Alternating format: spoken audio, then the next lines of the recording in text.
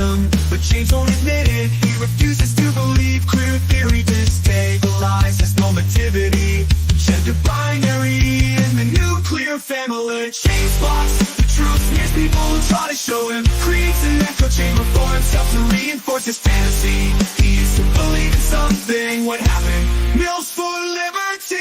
Gnostic sex cult, building his own world. A Gnostic sex cult, unhinged from reality. He's totally lost in what can we do? But mock him relentlessly. It's not a Gnostic sex cult, James. No, it's not. Stop lying to your audience. No, it's not. It's not a Gnostic, James. Mary Nardini tells us queer liberation means the annihilation of capitalism. Catch up, James. Whiteness means capitalism. Queer theory hates capitalism. Whiteness means capitalism. Queer theory hates capitalism. Whiteness means capitalism. It's all about capitalism. Everyone knows it's capitalism. The socialists know it's capitalism. Wake up, James. It's capitalism. Whoa. The socialists know it's capitalism. Wake up, James. It's capitalism. It's all about capitalism. Everyone knows it's capitalism. The socialists know it's capitalism. Wake up, James. It's capitalism. It's capitalism. To pocket all that money from the mills for liberty. The left hates capitalism, but James won't admit it. He refuses to believe queer theory stabilizes normativity, gender binary, and the nuclear family. But James blocks the truth, smears people who try to show him, creates an echo chamber for himself to reinforce his fantasy. Is to believe in something. What happens for liberty? Gnostic sex cult, building his own world. Gnostic sex cult, unhinged from reality. He's totally lost it. What can we do but mock him relentlessly?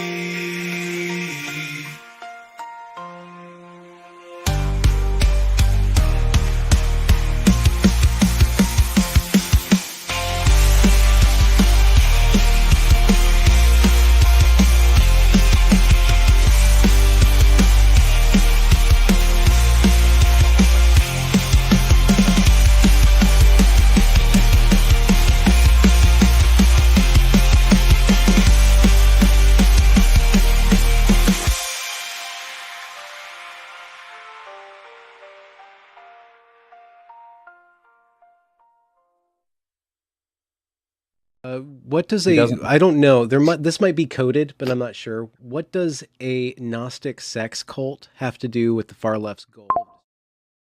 This guy named Bot is going off about this Gnostic sex cult. What that? And so we're just not going to answer that question. Okay, so that's I figured that. So we're just okay. That's why I figured that. Yeah. Carlin Borsenko is my girl. All right, I had to get that last one in there. It's relevant. It's relevant. All right. All right. Well, I was sitting around and it occurred to me that there was a bunch of videos that I wanted to watch and clips that I kind of wanted to watch and some things that I kind of only half wanted to watch. But I if I'm going to watch other things, and I thought I might watch those. And of course, if I'm going to watch stuff, I'm just going to go live on the internet and do it because it's like I can either sit here and watch it by myself or I can watch it with friends on the internet. And the latter just seems to be more productive. I will say that normally this would probably be a Nitwits episode, except that the next Nitwits episode will be episode number 69. And I just don't think that I can waste episode number 69 on watching just random stuff. For episode 69, we have to do it has to be like a Horror Maxer stream or something like that. So we got to save it. Okay. We're going to that opportunity is only going to come along once. All right, we have to take advantage of it. But there is a bunch of stuff I wanted to watch, and so I want to just walk you through it. And we're actually going to watch it. We're going to watch an old video of me first. But actually, why don't we do that? Because like, okay, so I want to like, so we're not gonna just watch stuff with me, okay? But like, I was thinking about this clip.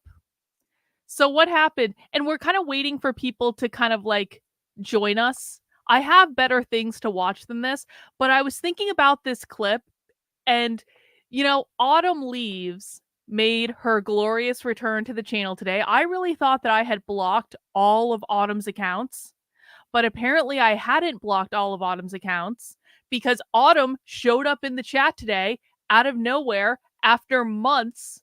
And she was like, Carlin, are you going to stream Red May? And I was like, hey, Autumn, I haven't seen you in a while. What's going on? And I was like, I told her I didn't want any grief, and she didn't give me any grief. And she just said, I hope you stream Red May. And I was like, huh, all right, okay, Autumn. So Autumn Leaves is back. And I was thinking about this earlier. Autumn is like this character on my channel because like I feel like Autumn has developed a whole arc on my channel. And so I was remembering this clip, and I just kind of wanted to watch it again just to amuse myself. And then we'll get into real stuff. I've got some Arielle Scarcella coming up. I've got some Tim Pool talking about Nick Fuentes. I've got Lauren Chen. I've got Glenn Beck apparently talking about queer Marxism. I really do have serious stuff pulled up. But while we're waiting for people to come in, I just want to relive this moment. And this was back last year. And Autumn, YouTube pulled Tim Pool tonight. What was he talking about? Really? What happened? So let me set the stage for this for people who don't know. It was last year, and Autumn Leaves has been like on my channel for a while in the chat. Autumn is a socialist. She's a pain in the ass. She's a mod for Sam Cedar. She's a pain in the ass. Did I mention Autumn's a pain in the ass? Because Autumn is a pain in the ass. But Autumn was amusing to us because she would be like our resident socialist, and we kind of bullied Autumn a lot. Like we really did. And I don't feel bad about us bullying Autumn because Autumn, quite frankly, deserved to get bullied. And so like Autumn would come like dip in and out of my channel. And then we had this little drama last year when, Nick Fuentes said nice things about me on his show, and I started saying Nick Fuentes was like my internet boyfriend, which of course was just all fun and banter. It was never real. I really do hope people understand that. But it was just kind of like a fun gag and like, whatever. And this is like when kind of like, I won't say good terms, but like, okay, like we're kind of like we're feeling each other out, and we're kind of like, I think we might be aligned on some stuff and all that.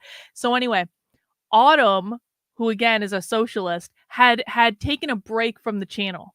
And all of us were waiting for Autumn to come back to tell Autumn that Nick Fuentes was my internet boyfriend, just to freak her out and just to get her to react to it essentially.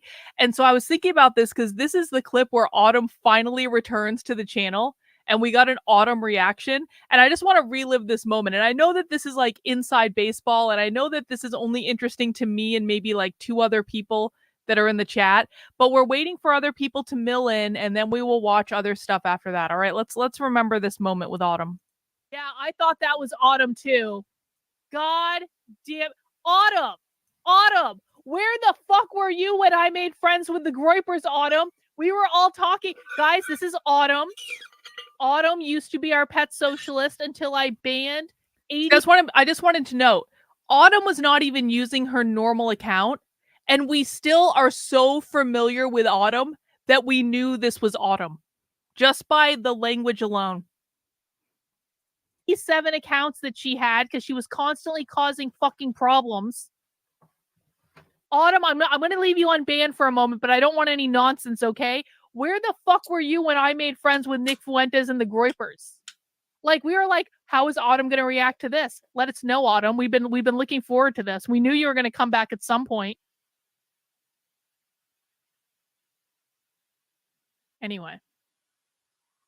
In the wake of World War I, as the fast forwarding a bit, in the wake of World War I, as a product of the revolutions and workers' uprisings that actually... This was a training from the Tempest Collective, in which they were talking about reproductive justice.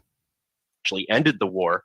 More space opened, No, Autumn, no. The Groypers are not Nazis. I have seen the light. I see Nick Fuentes in a whole new way. We are like, we have Groypers that are watching right now, Autumn. When you quit because you were becoming such a colossal pain in the ass that we had to block you because you were being so disruptive, the Groypers replaced you, Autumn.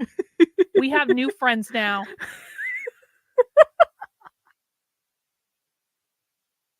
for flourishing of same-sex love and transgressive gender presentations, like even out in public. In Russia, the fledgling worker state scrapped the entire Tsarist legal code and conspicuously and intentionally left out any criminalization of homosexuality. The first time this has happened since the Great French Revolution more than a century previous. Women's rights in general also surged forward. You can't Divorce sit was with us, legalized, Autumn. and many social reproductive functions were brought back into Where's the public Milk Tea social Groyper? sphere. I want Milk Tea Like, Groyper to come back. Public laundries, Autumn, I am not kidding at all. Autumn, I need you to go back and watch the video where I can. Autumn, do you know that Nick Fuentes has a crush on me? For realsies. For reals. Or he did it one time. I don't know if he still does. But like, go back and watch the video where Nick Fuentes himself talks about how much he likes me and he likes my attitude. I'm just saying, things happened when you were gone, Autumn. Yes. Viva Groypers. Viva the Groypers. Autumn, do you want me to play? Can we take like a 2-minute break and I can play Autumn the Nick Fuentes clip? Hang on, we have to do this. I've been waiting for Autumn to come back for so long. I'm so sorry, but we have to do this. We have to. I need this moment. No, Autumn, stick around. Stick around, Autumn. This is gonna be great. I want you, Autumn. I need you to experience this with me. Where is it? It'll take 2 minutes. I just need to find it. I need to find it at the end of the video. Yeah, where's Autumn? Where the fuck is Autumn? Someone put out the back signal for Autumn. Say like, Autumn, we're reliving an important memory with you. 2-minute point of personal privilege to piss off Autumn, the socialist. Okay, hang on. Pay attention, Autumn.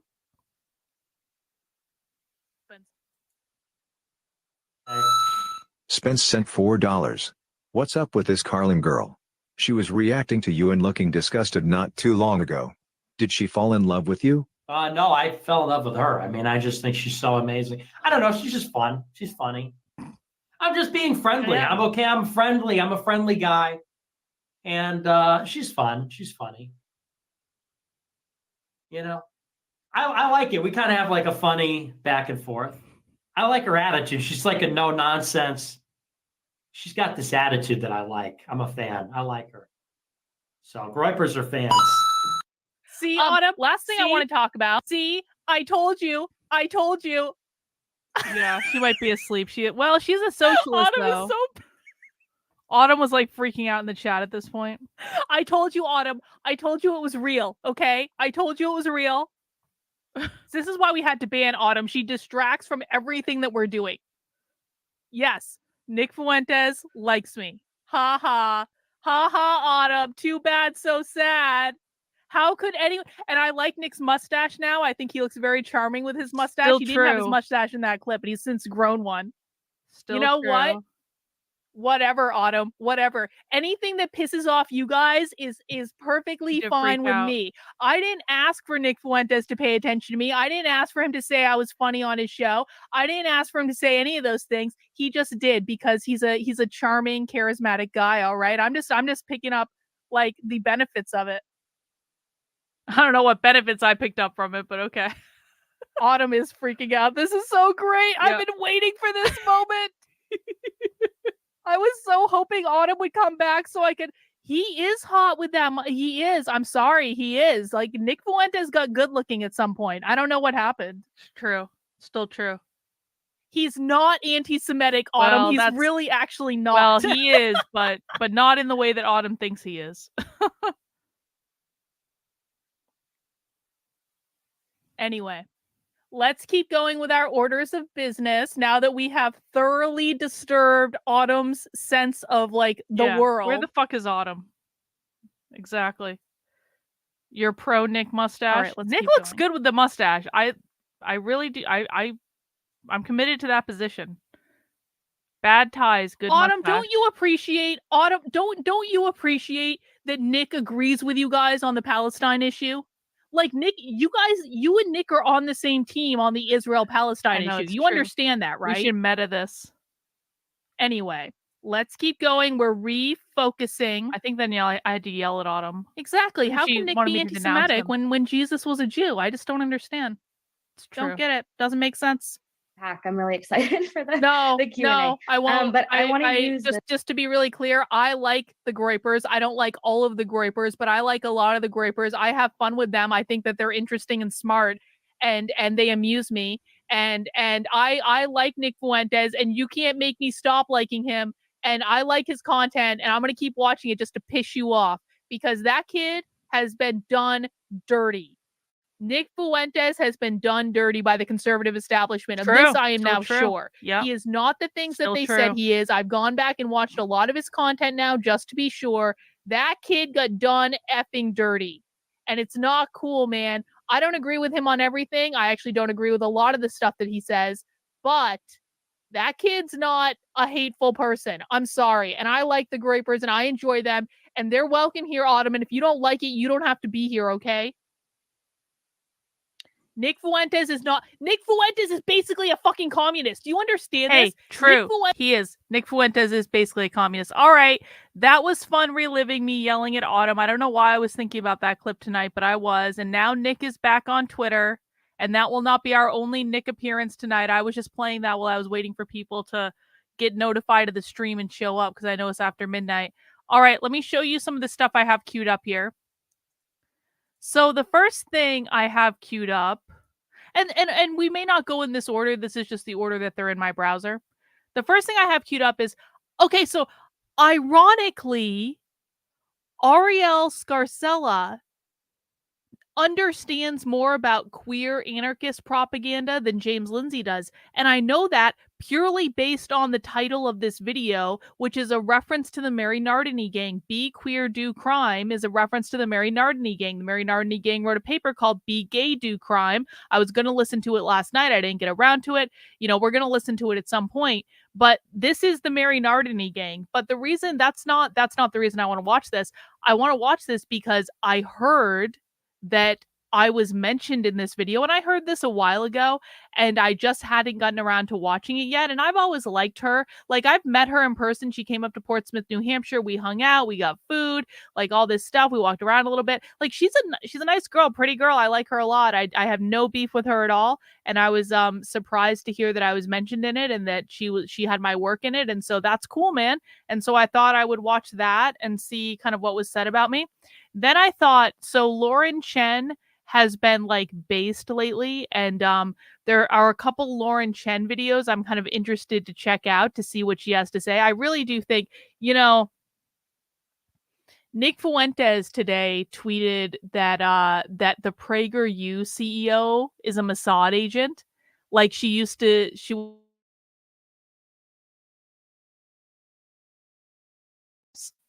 and I responded to that and I said, PragerU is being used in K through 12 schools. What could possibly go wrong? And I don't want to tell tales out of school, but Lauren Chen liked that tweet. Lauren Chen liked that tweet. So I kind of feel like Lauren Chen, hey, I was standing up for Nick too. I want goddamn credit, all right? I might not have as big a platform as Lauren Chen did, and God knows I will fully say that she stuck her neck out and she probably caught holy hell behind the scenes. I just want credit because I stood up for Nick at the same time, all right? Anyway, I want to watch some of her videos. I want to watch her reaction to the Shapiro and Candace debate thing, and there might be one other one too. So I wanted to watch that, and if anyone has any suggestions. Oh, she did 2 years ago? Okay. Fair point. I didn't know that. I wasn't paying attention then. Fair point. Well made. All right. Fine. I retract. I mean, I still want credit and everything, but like fine. She was there first. I still hated Nick 2 years ago. Nick had blocked me on Twitter 2 years ago. I called him gay. He blocked me on Twitter. You know, we try not to live in the past. We're moving on now. He's unblocked me. To Nick's credit, he actually unblocked me fast too when he got his account back, which was actually pretty rad. Anyway, so we're gonna watch some Lauren Chen, and then okay, this is a little inside baseball, but Stony Baloney, also known as Human Centipede, got into a massive discussion with some James Lindsay stans tonight on Twitter, and apparently James Lindsay stans are using video games and like cartoons about video games to prove that queer Marxism is a Gnostic sex cult.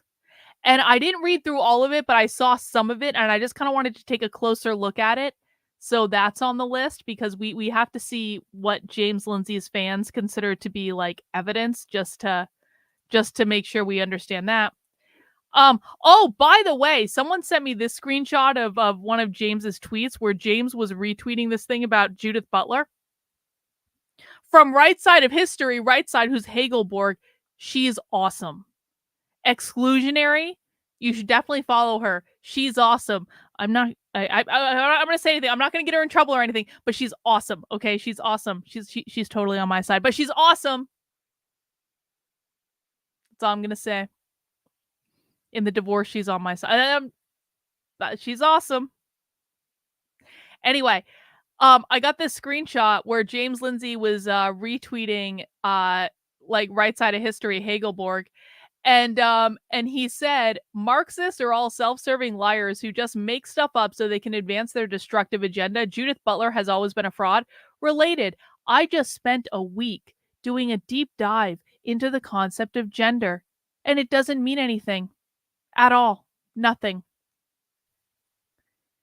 James Lindsay spent a week doing a deep dive into gender, and he didn't come up with the fact that the left, including Judith Butler, believes that capitalism created the gender binary in order to put men in the workplace where they had positions of power and money and all that, and women in the home doing the unpaid labor of raising the next generation of proletarian workers via the nuclear family. That is what the patriarchy is. And because of that, one of the goals of the left is to abolish the gender binary, which means men and women. So he really should have had some reference to the binary, because that's all the left talks about when it comes to gender. The binary.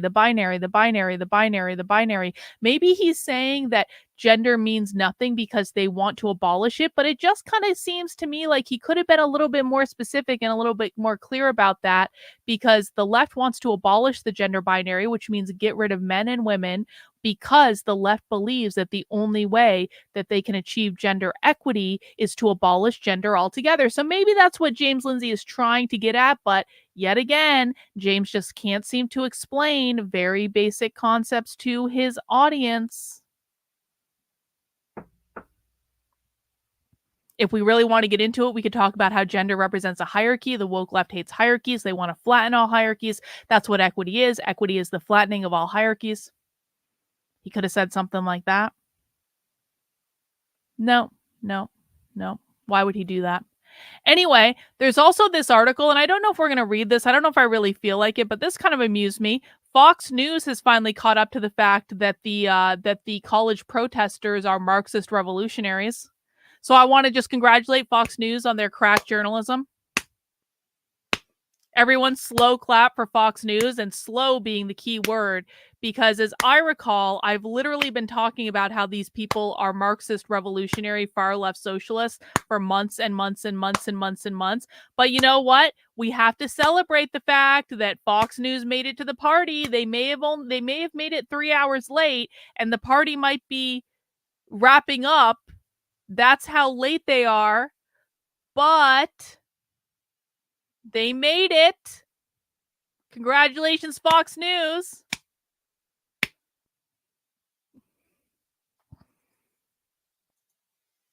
Oh, check this out. When I was looking for videos, and like, so we see me here, whatever. I'm looking at this on one of my other YouTube accounts. Look at this. We're gonna watch this tomorrow. Apparently, there was a House committee hearing today on in the same one that did the Columbia hearing on confronting pervasive anti-Semitism in K through 12 schools. So we'll watch that tomorrow. That'll be fun. Do you think some of the lefties protesting are waking up to Jewish power? I mean, that's an interesting question. So they're definitely not Zionists. Like the kids protesting do not support Israel. They do not support Zionism. They are, I think, aware of the power that Israel holds, and I do think that they share inclinations with the Groypers in that regard. But don't get it twisted. You are not on their team. They're not on yours. And I think you guys know this. I don't think I'm saying anything that is like a revelatory fact. But just because they don't like Israel and they don't like Zionism doesn't mean they're going to see you guys as any better. And I just want to be really clear, because sometimes people get a little excited and they're like, is the left finally waking up to that thing I want them to wake up to? Maybe. But you got to be careful with that. Still don't trust them, okay? Socialists always lie. So we'll watch that tomorrow. We're not going to watch that tonight. And then I discovered there was a clip that Tim Pool posted. Now, Tim, we made fun of Tim the other day for that 30-second clip where Tim was like, I cannot believe that Jake Shields says I lie like a Jew. And then Libby Emmons was like, good gravy. And then they were clutching their pearls and saying that Jake Shields was out of his mind. And I don't co-sign what Jake Shields says. It's not something I would have said on YouTube. Like I disavow, but I did think that Tim's reaction was a little lame, and I did think that it was funny that Tim was surrounded by a bunch of grandmas, and apparently there was a clip now where Tim is discussing this, and he's watching Nick's reaction to his reaction or something or other like that, so I thought maybe we could watch that. I watched the Owen Benjamin video. I couldn't get through it. I mean, I guess we can watch it if you want, but like, I don't know. I didn't think it was that funny. I didn't think it was that funny, Human Centipede. I didn't. If anime is the Gnostic sex cult, I'm beyond saving at this point. Well, you know, it's important that we accept our fate. Anyway, I think that's all I have pulled up. What else do I have? Oh! Naruto actually sent me this clip of Glenn Beck. Apparently, Glenn Beck was talking about queer Marxism and still doesn't understand he's talking about queer Marxism. If only, I mean, I could talk... Okay, so maybe we will watch Glenn Beck not understand what he's talking about, which would honestly be really disappointing to me, because it's not like I haven't provided Glenn Beck's producers with information on this that they were like, we just don't understand why our audience would be interested in this. Seriously, that happened. That really did happen. So it'd be a little disappointing to me to watch this video over a year after I provided Glenn Beck's producers information directly related to this topic, and they were like, we just don't understand. And I was like, are you sure you don't understand? Because it seems pretty straightforward to me. And then I never heard back from them again. I said it much nicer than that, of course, but I'm beyond fucks to give at this point. So, and then a year later, Glenn Beck does a video where he's talking about the subject that I tried to inform him about over a year ago that they ignored, and he still doesn't understand it. I'm sure I won't be disappointed at all in this revelation. But why don't we start off with something good? Why don't we watch this Arielle video where apparently she talks about queer Marxism, and she's quoting the Mary Nardini gang in her title, and she talks about me because I haven't seen this yet. So we'll start on a good note, and then it'll go downhill from there. Everyone ready? Let's get started. You know the difference between being gay and queer. Hang on. Sounds sad. Well, sometimes people who use neopronouns do feel lost. You know, the irony is all lost on me. Something is wrong here. Dead giveaway. Giveaway. Charles, thank you very much. Giveaway. Tell me you know the difference between gay and queer without telling me you know the difference between being gay and queer. And yeah, we're about to piss a lot of people off. Welcome to another LGBT Damage Control with your favorite non-leftist lesbian, me, Arielle. If you're new here, make sure to subscribe. One of my favorite videos this week, and it is a perfect start to this video, is the video of the older lesbian that Matt Walsh covered. I don't understand what is so hard That's a woman about correcting other people. I'm so sorry I fought for gay rights. I'm so sorry for all the pain and suffering I went through. Had I known y'all were going to take it this far, I wish I could go back in time and not fight for gay rights and just live a nice, quiet, silent life on my own. She's right. Obviously, gay people did not fight for this nonsense. But that is the big difference between being an actual homosexual and calling yourself queer. Queer. Which if you actually took the time to ask older as in like over the age of 30, lesbian, gay, bisexual, transsexual people, they don't like the term queer. Queer used to mean weird. Wait a second, it kind of actually... It still does. Means weird. It Homosexuals and transsexual people, even bisexual people, fought for their right to be integrated into society, right? Peacefully, right? We're just like you for the most part, besides this one little thing. And girl, that is not what we're seeing right now. In fact, none of this even smells right. Unlike my favorite scent company, Scentbird. And yes, they are sponsoring this video. Scentbird is no commercial. Sorry, sorry. With each phrase. Sorry, no commercial. I'm sure that's great though. Too musky or flowers. This is the kind. 5% off. Try. It's my favorite. They are available in. I need to get a slime sponsor. If anyone makes homemade slime, can you guys please sponsor me? Really, all I'll ask for like sponsorship, like you don't even have to pay me or anything. I just want you to send me slime. That's it. I just want you once a week to send me slime in a variety of texture. That's all I want for a slime sponsor. I need a slime sponsor. I'm not even joking. This is becoming a habit. And it's not cool. Glenn Beck was covering the WPATH file stuff tonight. That might be something to look at. Thank you, Naruto. How does the Democratic endorsement on looking the other way on BLM and Antifa work? Is it like the Palestinian protesters and the counter protesters? Okay, so the Palestinian protesters and the counter protesters both shouting "fuck Joe Biden" are because the socialist left does not like Joe Biden. The socialist left has never liked Joe Biden.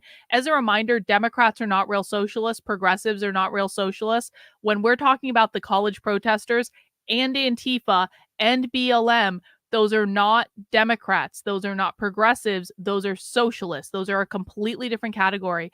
And so, so the reason that the Palestinian protesters were shouting "fuck Joe Biden" is because they're socialists. They hate Joe Biden. They hate the Democratic Party. As a reminder, the left hates the Democrats far more than they hate conservatives. They complain far more about the Democrats. They call them neoliberals, and they complain about the conservatives. So that's why that is. How does the Democratic endorsement and looking the other way on BLM and Antifa work?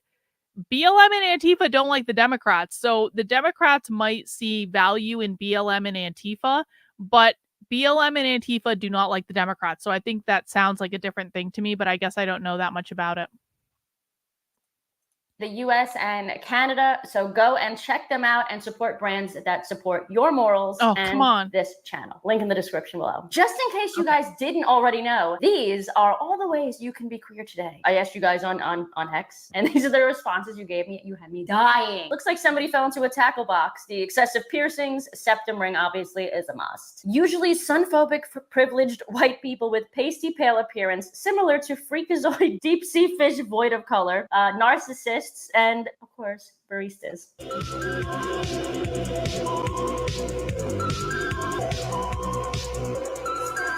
Oh my god, that's actually so true. Why are so many of them either teachers or baristas? It's like literally every single one of those TikToks, they have one of those two jobs. Austin said, gotta get a nose ring in there. It has to be somewhere. Agreed. Of course, along with having a short, ugly haircut and dyeing your hair some random color every month. No. It's not even a short, ugly haircut. This haircut, there's a very specific socialist haircut. And you can kind of see it. It's a mullet. And then they shave the sides of their head. And then they have teeny, tiny little bangs. That is the socialist haircut. Mullet, shave sides of the head, not necessarily the whole thing, but definitely like the first part of it, but they do the whole thing sometimes too. And then teeny, teeny, tiny bangs.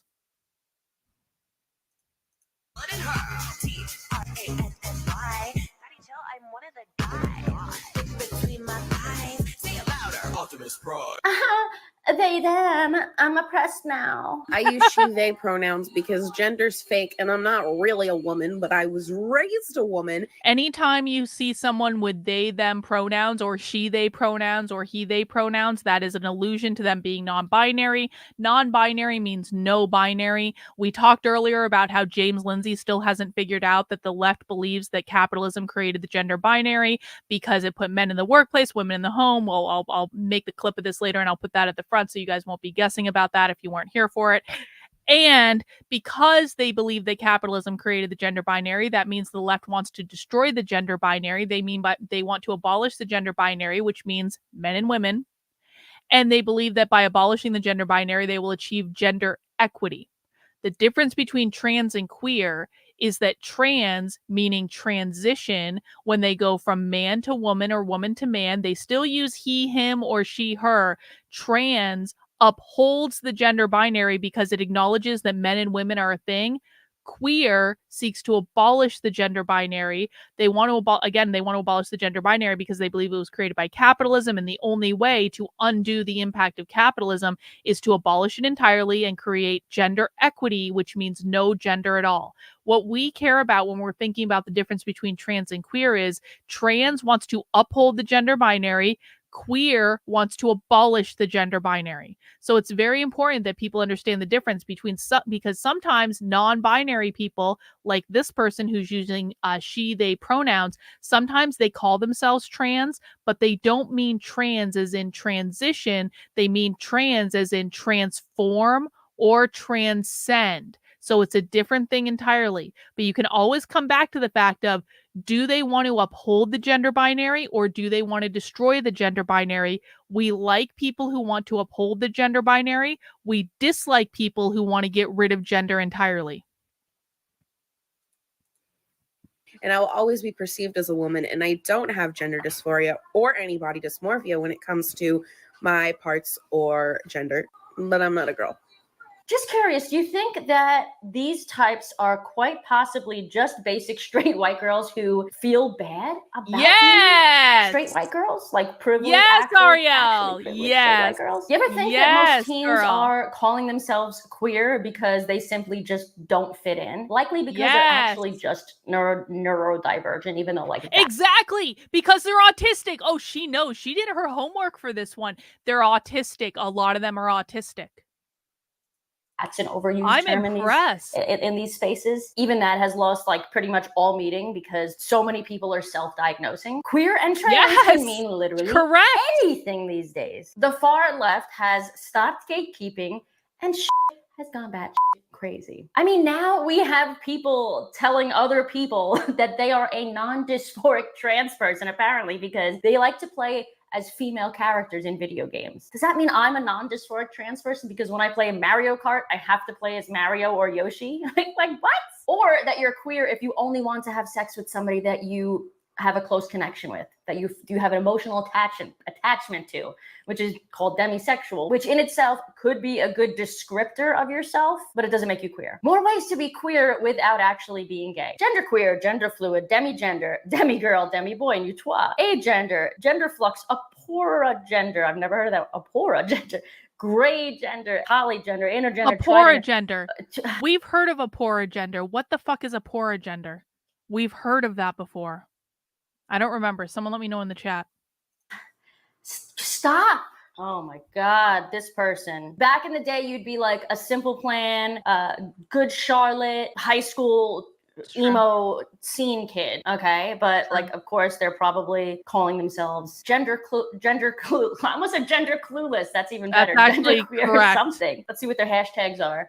Hashtag sapphic. Hang on. Apora gender. Yes, it's another non-binary thing. Thank you, bot. Apora gender is distinct from male, female, or any gender along the binary spectrum, but still involves experiencing a gender identity. Thank you, bot. Appreciate it.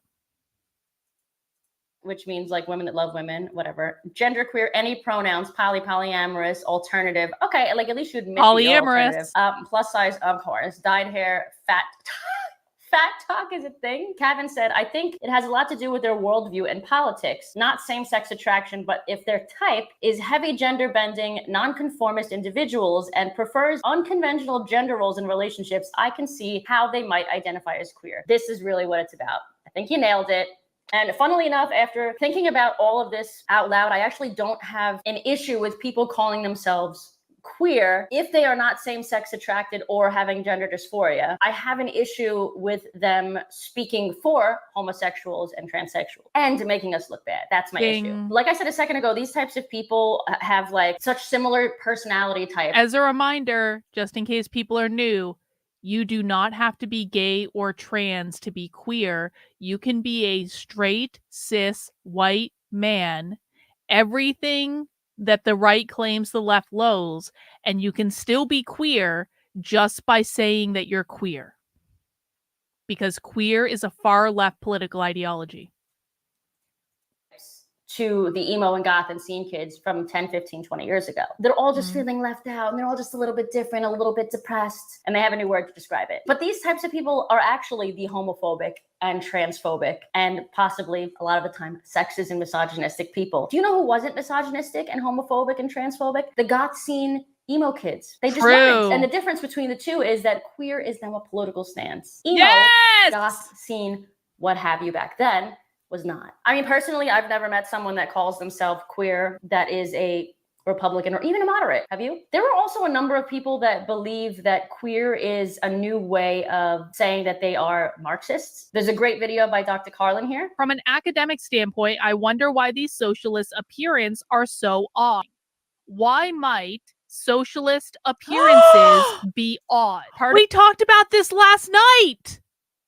This was in that Mary Nardini gang thing we were listening to last night. They were literally they were referring to queer as an appearance.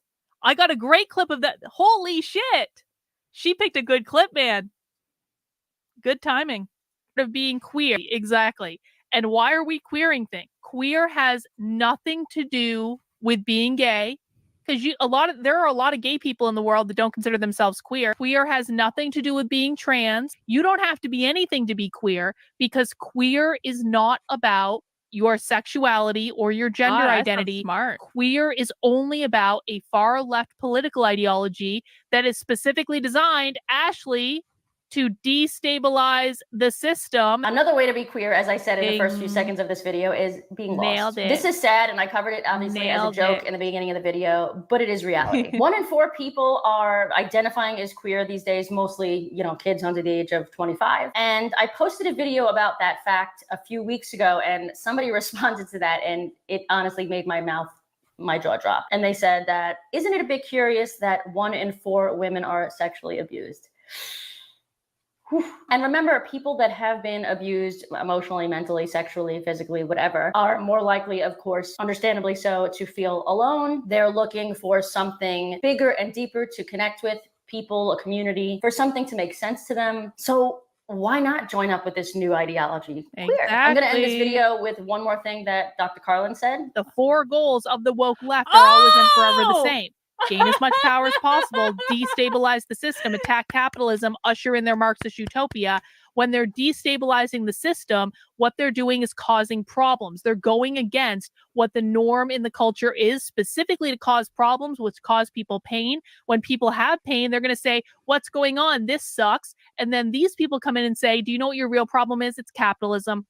Capitalism is causing all your problems. Why don't we try Marxism instead? And one more by Clarkson. If you are being gay and you're not also doing crime, then personally, I am not going to clock you. Mary Nardini. Oh my gosh, whatever will I do? A random man on TikTok doesn't think I'm a slur because I am not a criminal. Wow. Also, I'm not acting gay. I am gay. I understand queer to have a necessary implication that you are in some meaningful way standing in opposition to the status quo, to the prevailing power structures in our capitalist, white supremacist, patriarchal society. No. In our capitalist, white supremacist, patriarchal society.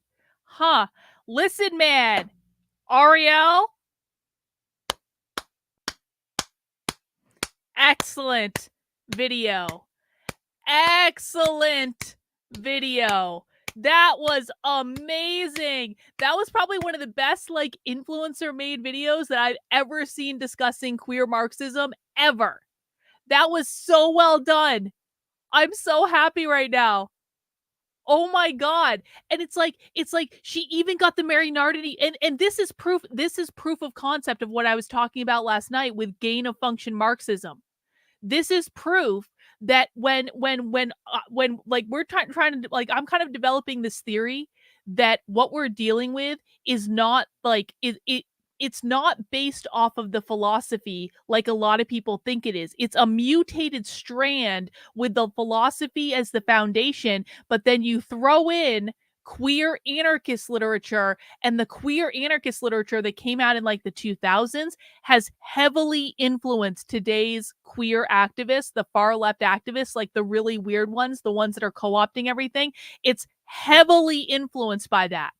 And this is proof of concept to that, because that last video was that guy on TikTok quoting the Mary Nardini gang. Be gay, do crimes is Mary Nardini gang. Mary Nardini is a queer anarchist group that wrote a bunch of essays that got out there and are deeply influential in the queer community.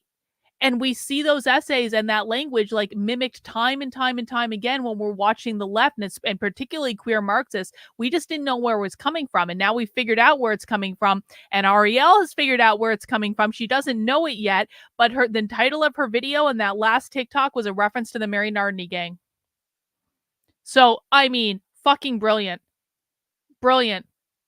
I'm so happy. Like, and oh my God, this actually makes me... You found another huge queer zine today that's awesome. From the 90s. That's great. I can't wait to look at that, Human Centipede. But like, this is like proof that, was I wrong when I said that my content was too difficult to explain to people? Or have I just gotten a lot better at explaining it? Because I'm going to be honest, like, Arielle got it. I like her. I think she's a smart girl. I don't think she's the smartest person in the world, and I don't say that with any disrespect. I think she's like above average IQ. I'm not calling her dumb. I'm really not. I'm just saying there are people that I think I would clock at like a higher intelligence level. And again, that's no shade on her. I'm not calling her stupid, but there are just some really smart fucking people in the world that I don't, you know what? Maybe it's one of those like I don't think that they would get, they don't get these concepts, is what I'm trying to say.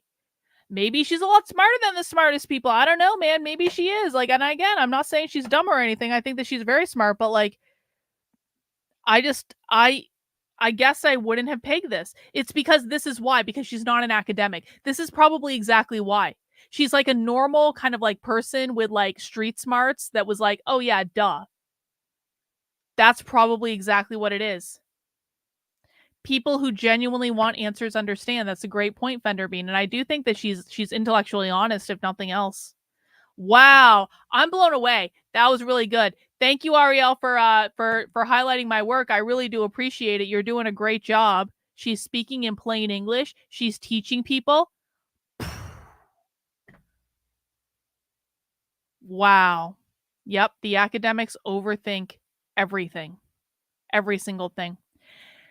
Well, I guess the thing that makes sense to watch next is actually that Glenn Beck video.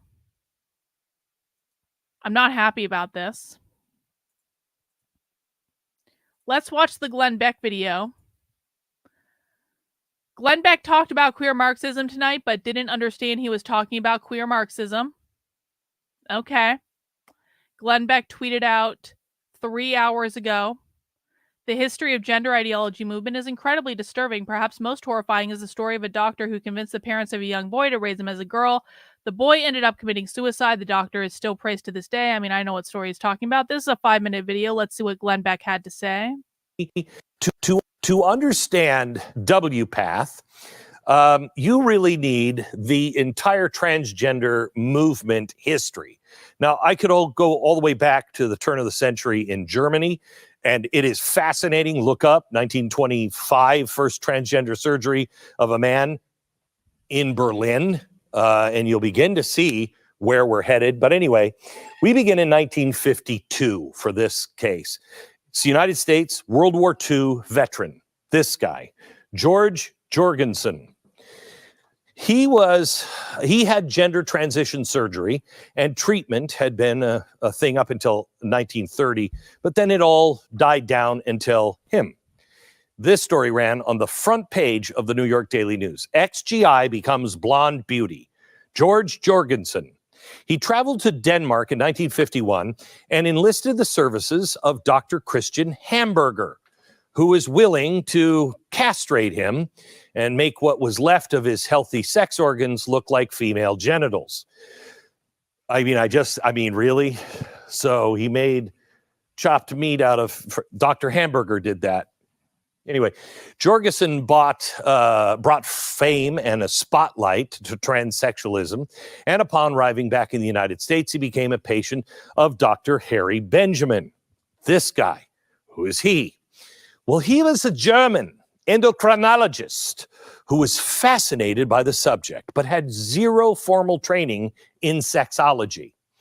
While World War II vet was brought Benjamin fame, and funding and notoriety and a whole bunch of other stuff, Erickson, Rita, brought all kinds of stuff to him. Erickson was transitioning to become a man, but she was also using her massive wealth for transgender causes. She funded the first international symposium on gender identity, as well as Harry Benjamin Foundation. It was during this time that Dr. Benjamin coined the term transsexual in his 1966 book, The Transsexual Phenomenon. Erickson also used her wealth to fund the first gender clinic in the country, where? So, George has his chopped meat by Dr. Hamburger. He comes back to America. Benjamin, who has nothing really to do with anything, but this transgender person wanted to make sure that Benjamin could chop his meat as well. He started funding a bunch of money. Actually, I think I'm misgendering. Listen. I can't. This has nothing to do with that at all. And you guys have got to let that go. It really, it is a massive, massive, massive, massive, massive distraction to something that's actually significantly more important and significantly more dangerous to your kids. So every time you guys do this and you make it all about something it's not, you are distracting from a massive issue that's going to result in a lot of people losing their kids, a lot of people being unnecessarily sterilized, a lot of people having gender transition surgery when they're not trans. You've got to let go of this, guys, for real. And if you don't cry when it affects you and your kids and the people you love, because you were warned and you didn't listen. But I think he was originally a woman. Anyway, so all that money, everything funds a clinic at Johns Hopkins. Now, here's where it gets crazy, because it was at that clinic that Dr. John Money conducted unethical experiments on children born with sexual development disorders. One of the most tragic was his patient named David Reimer. David Reimer, this guy should have gone to jail for this. Dr. Money convinced David's parents to raise him as a girl. After all, gender is a social construct. Isn't that what we would hear today? Dr. Money's experiments are where that comes from. He was hailed as a pioneer, glorified. Studies were written on his work. During the same time, Money continued to perform sex changes on adults. He claimed a smashing success. All right. David Reimer would later say that he never. This is what James Lindsay thinks is the massive connector that he uncovered last weekend or something. It's this John Money stuff. This is the thing. Bro, You got one more fucking warning. You will not come in here and distract from this. One more warning and you're gone. So James Lindsay apparently was talking about how like he uncovered this John Money connection as the secret missing link in what they're doing in gender ideology, but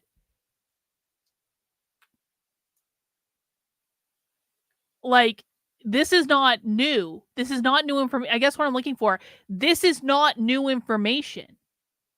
This is like the study that everyone or the event that everyone on the right cites as like, this is why trans is bad and blah, blah, blah, blah, blah, blah, blah. Like everyone knows about this. Everyone knows about this.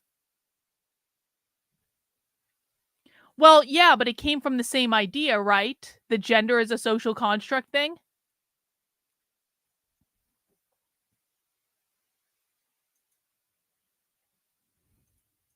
Never felt like a girl. He always knew he was a boy. He would eventually tragically commit suicide. Hang on, just tone it down on like the pedophile stuff. Because again, it's a massive distraction and you guys get so fucking riled up over it, and it's a massive distraction from things that are far more important. I'm sorry. That might piss people off, but it's the truth.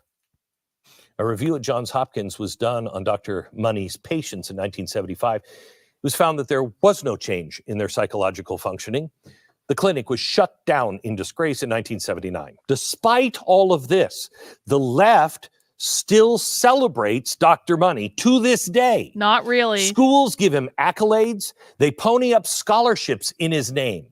Dr. Benjamin's name was immortalized as well with the creation of the Harry Benjamin International. Have we ever heard John Money mentioned in any of the socialist trainings that we've done? I'm not saying they're unaware of him, but I'm saying I wouldn't say that the left celebrates him. National Gender Dysphoria Association in 1978. Their standards of care, which is now used all over the world, began to get published.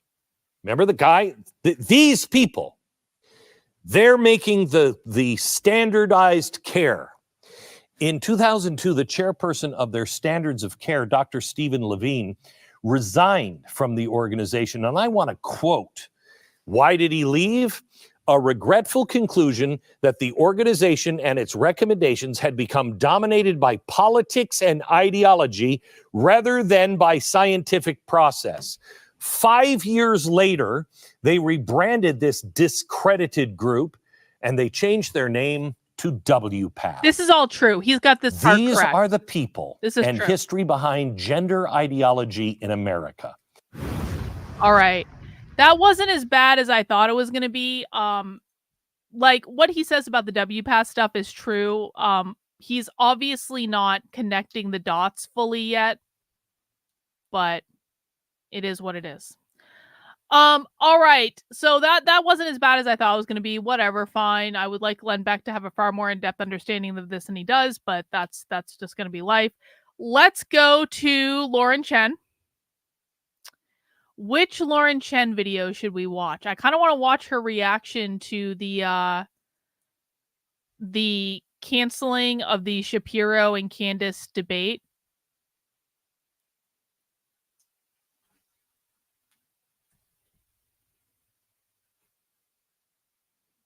We're not going to watch all of the Lauren Chen videos. We're going to watch one, and then we're going to watch Tim Pool talking about the Nick Fuentes stuff. And then we're going to see how much else I want to do. Yeah, I would say that Arielle is still in the lead so far in terms of based video. I would have to agree with that ranking bot, sadly. All right, let's watch this Ben Shapiro, Candace Owens video. No ad. No ad. Okay. Video circulating of him calling me a disgrace and a faux professional or whatever it was. I decided to choose peace. And then when I chose peace, he No, this is not true. He's miles away. He's not even just miles away. He's a whole fucking marathon away. Glenn Beck is at where I was at 3 years ago. So he's probably not going to get there anytime soon. And I would be really surprised if he got there, like, at all, to be honest with you. Yeah, Glenn can't figure out why it's being pushed so hard today, so he has no idea where this is coming from. He has no idea what the activists are saying. He has no idea what's going on in schools. He has no idea about any of this. And I tried to fucking tell them. I literally, a year ago, sent his producers stuff from the socialist event I went undercover at. And they said, why would our audience be interested in that? Can you explain that? I'm like, are you serious? So they're way behind, and I mean way fucking behind. They're way behind. Maybe they'll catch up several years from now when it's just too late, but, you know, I guess dare to dream. Responded to the piece with not peace. Why wouldn't he just fire you? Well, as I explained on Tucker Carlson's show, like, Ben doesn't have the power to fire me. Everybody, I hate to be the bearer of bad news in case you were not aware, but it looks like the much hyped, much anticipated debate between Ben Shapiro and Candace Owens surrounding Israel and anti-Semitism, that's not going to be happening, at least according to a new report by Glenn Greenwald, where he alleges, and I want to be clear that these are all allegations here because officially neither party has confirmed these details. Wow, that's but all the evidence, to Glenn, isn't it? At least the Daily Wire has obtained a gag order against Candace, meaning this debate and any other future debate between the parties is not going to occur. And some real quick background before we jump into the actual article by Glenn, where we last left things with Ben Shapiro, the Daily Wire, and Candace Owens. There was a very public invite to a debate. We see here in response to a clip of Andrew Schultz basically saying that Ben Shapiro is really only good at debating college students. Candace said, I would like to debate Ben Shapiro on Israel and the current definition of anti-Semitism. Can anybody make that happen? Now, we're not going to go through all of the tweets because there was a lot of back and forth there, but essentially Ben said, yeah, I'll debate quit your you, job, Candace, Yasmin. this Monday in Nashville. Congratulations. Let's make it happen. To which Candace responded, actually, I'm not in London, so let's debate, but just at a later time, different platform. I don't want to go to the Daily Wire. Understandable if you ask me, considering that it seems in all likelihood they did fire her for allegedly being anti-Semitic. Tons of quote tweets and replies on behalf of Ben Shapiro and Candace Owens later, with even Daily Wire CEO Jeremy Boring weighing in at certain points. And it seemed like, at least to the public, where things ended was that there was going to be a debate between Candace and Ben, and that it would be on Candace's platform, but it would just be at a later mutually agreed upon date. Very cool. Very exciting. A lot of people, myself included, have been looking forward to that debate ever since. However, that whole exchange took place on April 5th, so going on a month ago, and obviously there has been no debate that has since materialized. So a lot of people have been wondering what exactly happened. Well, now we have this report by Glenn Greenwald. Now, I actually just recently saw this post by Glenn being shared by him on X. If you don't follow him on X, I recommend you do. He really is a great follow, to be sure. But it says here, as the Daily Wire publicly negotiated a debate with Candace Owens, it secretly sought and obtained a gag order against her due to a prior restraint order against Owens. The much anticipated Israel debate with Ben Shapiro appears to be off. And obviously, like I said, neither Owens nor Boring have confirmed these details specifically. I'm sure that there's no way that Candace Owens leaked the fact that the Daily Wire got a gag order against her to Glenn Greenwald. I'm sure that didn't happen. I'm sure that Candace Owens is so not pissed off at this situation that she definitely didn't violate the gag order to make sure that Glenn Greenwald had this information. And she probably did it through some mutual friend that they have, because Glenn Greenwald is not on board with this stuff that Israel's doing either. And so I'm sure there was like some sort of intermediary. Of course, like this would never happen. It would never happen that Candace Owens would get one of her friends to, I don't know, contact Glenn Greenwald and tell Glenn Greenwald that the Daily Wire got a gag order against her. Definitely didn't happen. but Glenn Greenwald is a pretty reputable journalist, and I have a lot of faith in his ability to independently verify things. He's not someone who's just going to post rumors usually. So my money, if I had to bet, would be on this being true, but use your own judgment, grain of salt, etc. It says on April 5th, Candace Owens publicly invited her former Daily Wire colleague Ben Shapiro to debate about Israel and the current definition of anti-Semitism. It says it was Owens' criticism of U.S. financing of Israel and her criticisms of Israel's war in Gaza that caused her departure from the Daily Wire 2 weeks earlier. Both Shapiro and Daily Wire CEO Jeremy Boring responded by saying they would like to arrange the debate requested by Owens. That night, Shapiro appeared to accept her offer, writing, "Sure, Candace, I texted you on February 29th offering this very thing." And the Daily Wire co-founder added, "Let's do it on my show this Monday at 5 p.m. at our studios in Nashville, 90 minutes live streamed." So as we explained, there was back and forth, but they ultimately agreed to the terms, with Boring offering a series of conditions, including a no moderator debate, and with Owens publicly accepting. 2 weeks later, many readers of both Shapiro and Owens noticed and complained that the debate had not yet happened. On April 24th, Owens addressed those inquiries by explaining that the Daily Wire had yet to propose dates, while reiterating her strong desire to ensure that. Are you going to watch Nick's video from yesterday talking about how Israel would be paying US, not the other way around? I hadn't planned on it, but maybe I could if I don't feel like going to bed first. The debate happened. And now this, guys, is where things get juicy. But that debate was never going to happen, apparently. That is because the Daily Wire, in secret and unbeknownst to its readers, sought a gag order to be placed on Owens after she had called for a debate. They did this under the cover of secrecy before a private arbitrator at exactly the same time that they were claiming in public that they wanted this debate and were even negotiating the terms with her. To this day, the Daily Wire has not informed its readers, seeking to understand why the much anticipated debate had not yet happened, that they had sought and obtained a gag order against Owens. Now, there's more details here about this arbitration event that apparently occurred. And by the way, if you guys aren't familiar. Wait, Nick went off. Did he get mad? Did he yell? That might actually be fun.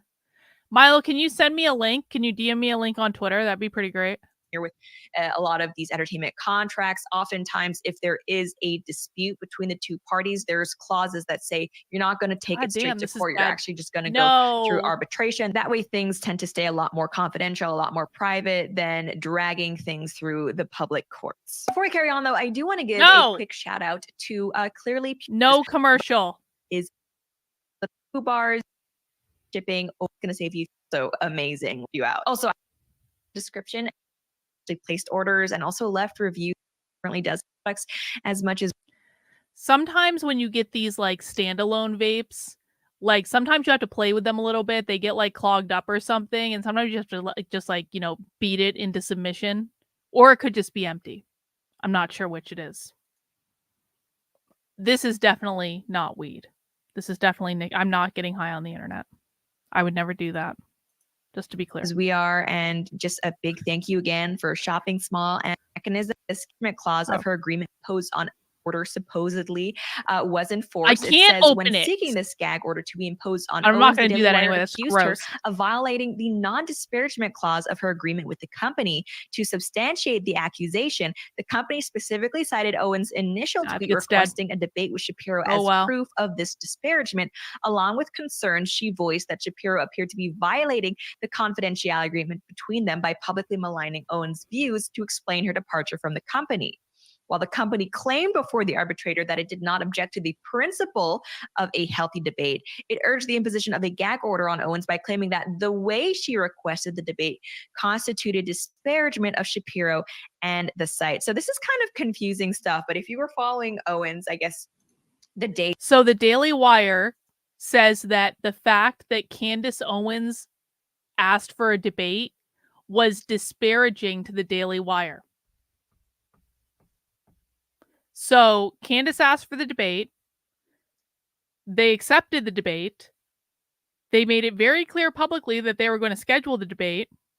And then they used the fact that Candace Owens asked for the debate in the first place as evidence about why Candace Owens should no longer be allowed to speak about the Daily Wire at all. Yeah, I'm not watching Andrew Wilson. Fuck that guy.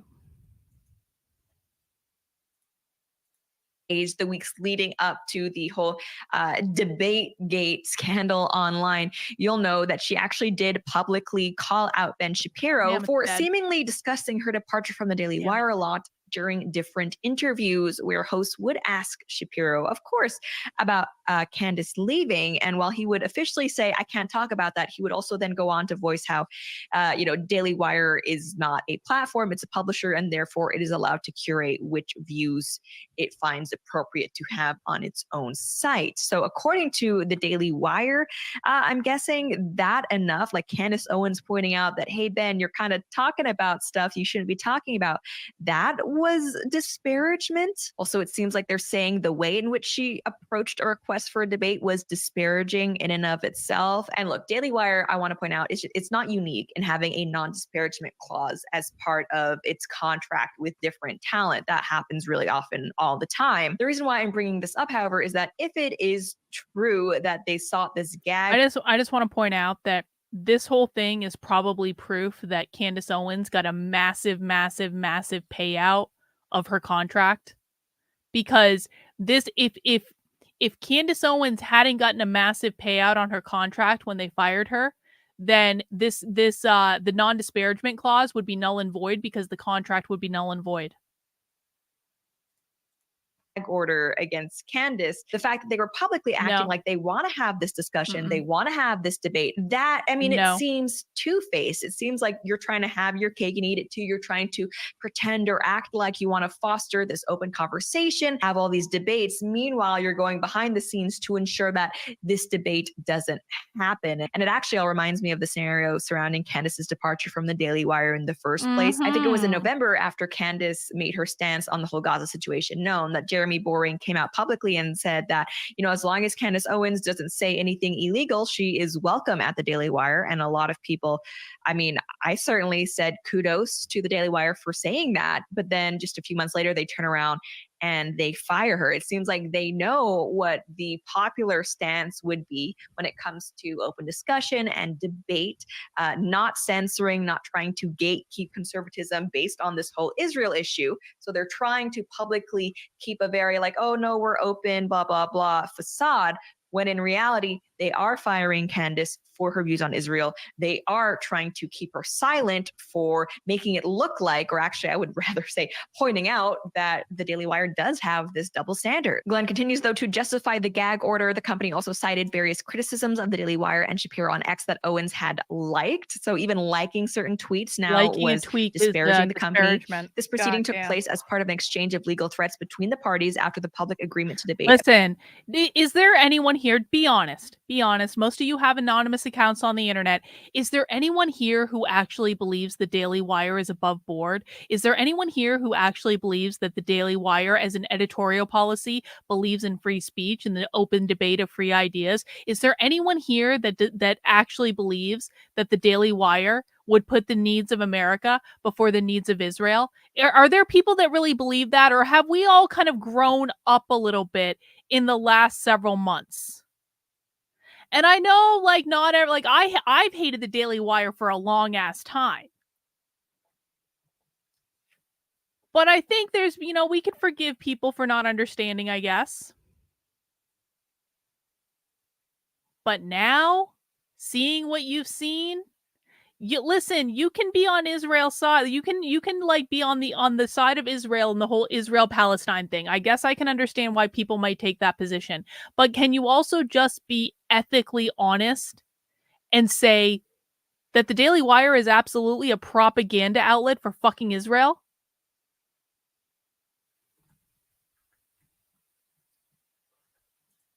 About Israel was solidified. Those threats arose from the fact that various Daily Wire executives and hosts in public and private were castigating Owens as an anti-Semite. On March 22nd, Daily Wire host Andrew Klavan published a 1-hour video that hurled multiple accusations, including anti-Semitism at Owens. The Daily Wire cited Owens' response to that video, her defense of herself from those multiple accusations, as further proof that she needed to be gagged. Okay, very, very two-faced there. So on the one hand, Daily Wire people like Andrew Klavan can publicly call Candace Owens an anti-Semite, which, make no mistake, that is what he did, but she can't defend herself lest she be seen as disparaging the Daily Wire. Okay. It says, after the prior restraint hearing sought by the Daily Wire and Shapiro, the arbitrator sided with them and against Owens. The arbitrator agreed with the Daily Wire that Owens' call to debate Shapiro and her follow-up negotiations of the debate constituted disparagement of the company and Shapiro. Crazy. The company argued that any further attempt by Owens to debate, as well as her suggesting that the debate would expose the Daily Wire's real priorities, constituted criticisms of the site and of Shapiro. Criticisms that the arbitrator concluded Owens was barred from expressing under her contract with the company. And it says a gag order was thus imposed. Among other things, it bans Owens from saying or doing anything in the future which could tarnish or harm the reputation of the Daily Wire and or Ben Shapiro. Given that the Daily Wire had argued and the arbitrator agreed that Owens' offers to debate Shapiro about Israel anti-Semitism were themselves disparaging, the Daily Wire has ensured the debate with Owens that they publicly claimed to want would not, in fact, take place. Look, guys, I know at this point, a lot of you probably feel like I have a bee in my bonnet about the Daily Wire and Ben Shapiro. That's okay, and Lauren. honestly, all good. you'd be right. I do find this type of It's behavior self-awareness. hypocritical and two-faced and very similar, if not identical, to the type of cancel culture that we see the left pushing. Because it's not just that Ben Shapiro doesn't want to debate Candace. Fucking based Lauren Chen, man. Lauren Chen, the hero we need. Owens about Israel and anti-Semitism. If Ben only wants to debate blue-haired college liberals, that's totally his MO. It's that he publicly said he would do it. He wanted to do it, and he actually made it seem like, oh, I've been trying to debate you for a while. You're the one who didn't want to do it. But simultaneously, they're going behind the scenes and they're trying to ensure that this debate doesn't happen because they view it as disparaging to dare question or bring up the fact that maybe the Daily Wire's priorities are not with America and free speech and open debate, but actually just with... Listen, I don't want to jinx anything, and I don't want what I'm about to say to happen. I really don't. I do not want what I'm about to say to come true. I think Lauren Chen's going to get herself fired from the Blaze. I do. I think that Lauren Chen, and again, I don't know anything. I haven't I would never even try to talk to her about this because she and I don't have that type of relationship. Like, I like her and I think that she digs some of my stuff, but like I just like, I wouldn't ask her this question, but I'm positing what I think has probably happened. I would be surprised if Lauren Chen hadn't been pulled into one or possibly more than one meeting about the conversations that she's been having over the past couple months and the things that she's been saying and the people that she looks like she's supporting, like Nick Fuentes. Like, I would be, I've told this story before, but I'll tell it again just in case people haven't heard it who are here. So when I started bantering publicly with Nick, I wasn't saying I agree with him. I was just like, we were just bantering in public. And we didn't even know each other. I never even talked to the guy. And you should have seen my DMs. And not just the sheer volume of DMs that I had from people, but some of the people who were like conservative influencers who I knew still followed my stuff, but I hadn't talked to them in like years. They hadn't been supportive. They just followed my stuff so they could copy my ideas. Even those people were in my DMs going, what are you doing with Nick Fuentes? And so like, and I'm like a no one on the conservative right. And that's just fine with me. Like, I like it that way. We broke up. But the reaction by the right for me bantering with Nick Fuentes and a couple tweets here and there, it was bizarre. It was one of the most bizarre things I've ever experienced in my life. And so if I got that reaction, I'm going to bet you that Lauren Chen, who is far more well-known than I am, who is far better connected than I am, who has a lot of connections at every major conservative outlet, who, like, I would be shocked if she hadn't gotten massive backlash behind the scenes. And I, quite frankly, would be shocked if she hadn't been spoken to by people at the Blaze. And if she keeps going, I would be shocked if she didn't find herself out at the Blaze. I don't want any of that to happen. I think Lauren Chen's awesome, but I would be surprised if that wasn't the path that's being walked right now. And she's smart enough to know that. she's smart enough to realize what's going on, and she knows what she's doing, and I'm sure she's very self-aware, so she's making her own choices, man, and I think it's based. Siding with Israel, however possible. And next it says, when asked for comment to be included in the story, Owens replied, I wish I could comment on this, but I can't. She added, can neither confirm nor deny. And honestly, if there is a gag order against her, this is exactly the type of response we would expect. Boring said, I'm excited to see Elijah at AFPAC. I was hoping he would go. I didn't know for sure if he was going to, but I was definitely hoping he would. I like Elijah a lot. And then Elijah got into like all the Nick stuff before I did, and he was always more on the right than I was, and he was always much more extreme than I was. But I like Elijah a lot, and I think that he's gone through a lot in the last couple of years. And you know, if we're honest about it, he does bring some of it on himself. But he's still like I've always liked him. He's got a good energy. And I am looking forward to, I think it's going to be interesting. I think the conversation that happens in person at AFPAC is going to be interesting on like several levels.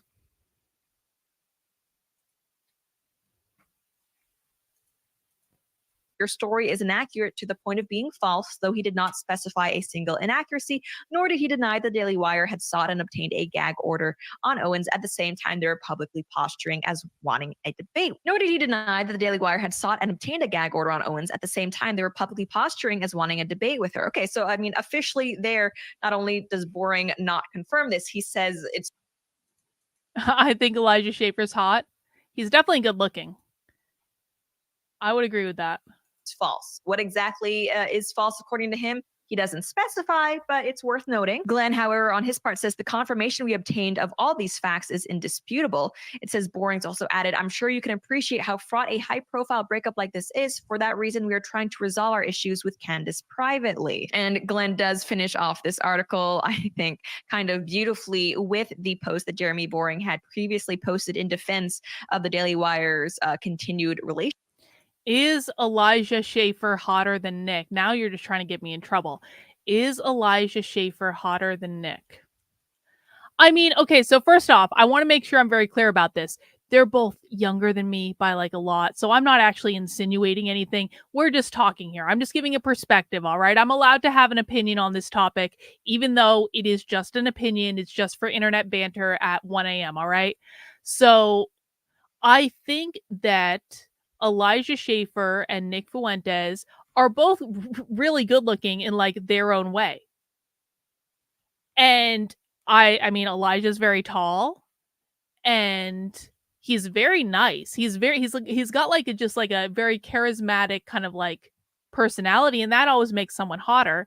Nick, I like the fire that Nick has. I currently like Nick's mustache. I think that's a very good look on Nick. I think Nick has like really grown into himself, man. I like a couple years ago, I would not have said that Nick is hot, but Nick is definitely hot now. And he's going to make some young Italian Catholic virgin submissive girl that's like very, very, very, very hot. He's going to make her very happy one day. Do I think Nick has a big cock? Well, I mean, Nick is Italian, and that bodes well for him, I have to say.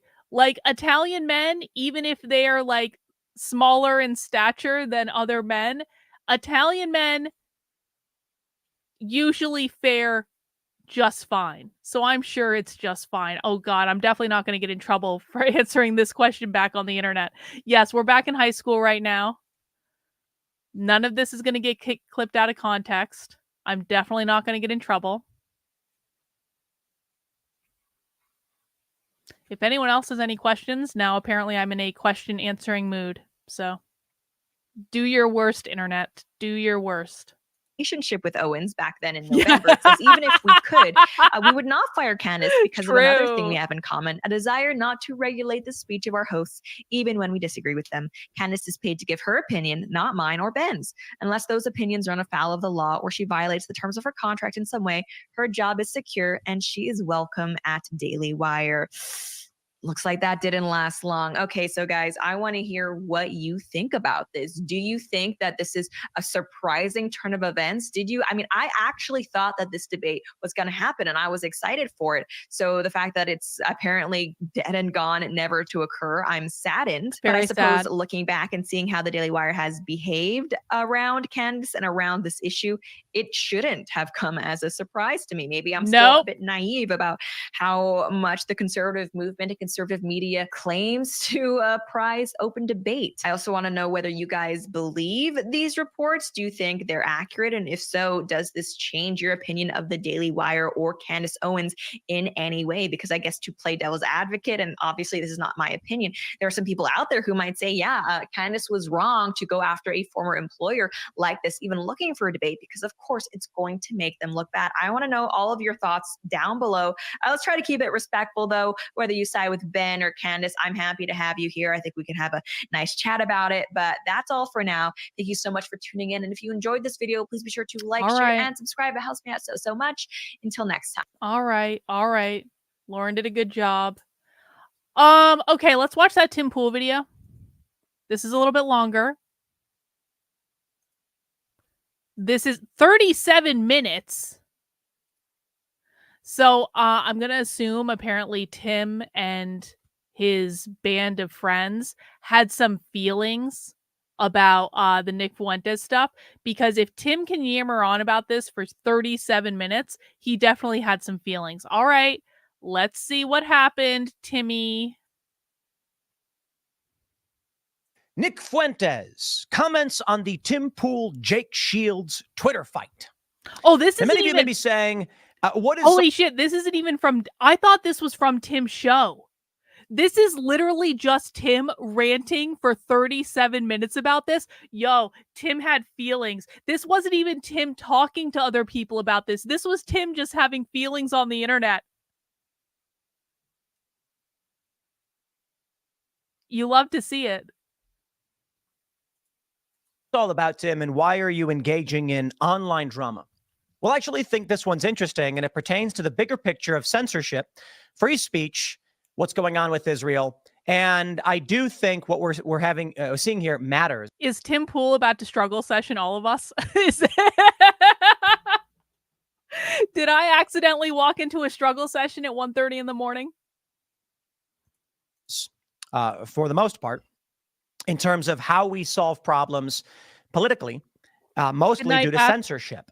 And I think the big question here is, why is it so difficult to host people like Nick Fuentes and people like Jake Shields? And, of course, responding to the insinuation. It's so difficult because you're a coward, Tim. You're a coward. That's why it's so difficult. You can make up every excuse in the book, bro. The problem is that you're a coward. If you were afraid of losing your YouTube channel, you know what you would do, Tim? You would just fucking host it on Rumble as a Rumble exclusive, because you talked about wanting to grow the Rumble presence so you're less reliable on YouTube anyway. So why wouldn't you just bring them on and just host it on Rumble as a Rumble fucking exclusive to get more people over there so you can become less reliant on YouTube? And every time something like this happens, you could stop making the excuse that it's all about losing your channel. You're not doing that, Tim, because you are a coward.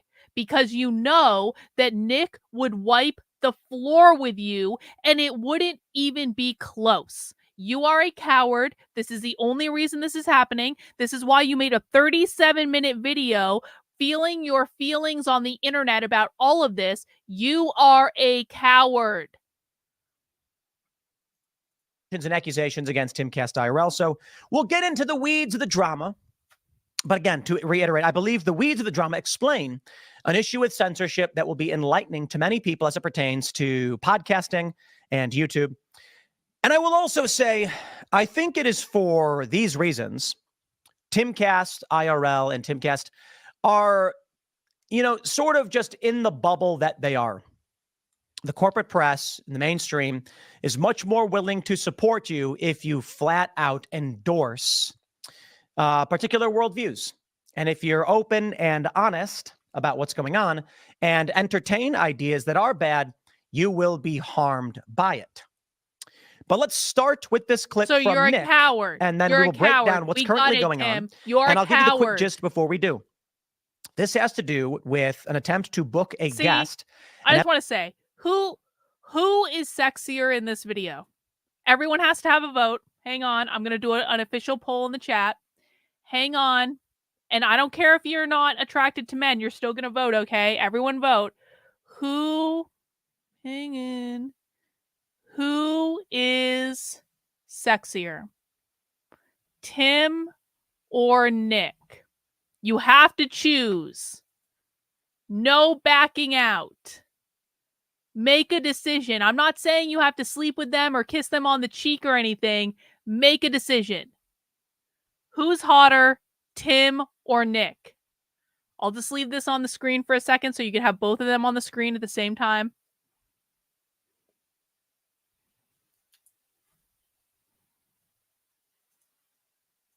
Like,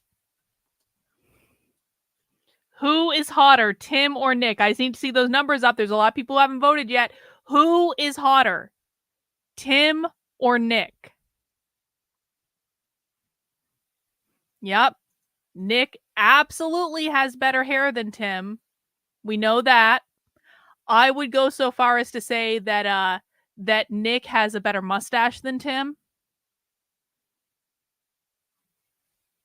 I mean, Nick is, even though Nick is wearing his grandfather's tie, and he really does need to work on that tie collection. And Nick needs to find his young Italian Catholic virgin girlfriend very soon, because someone needs to take Nick tie shopping.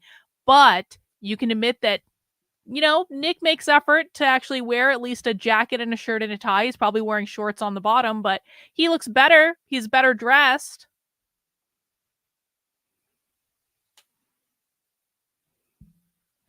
All right, last chance to vote. 10, 9, 8, 7, 6, 5, 4, 3, 2, 1. And it looks like 89% of you, 89% of you think that Nick Fuentes is hotter than Tim Pool. This is a very scientific poll. And listen, man, my channel doesn't have a lot of they're not groypers here. I mean, there are groypers here, and I know there are Nick fans watching right now, but the general audience on my channel is not necessarily they're not all Nick fans.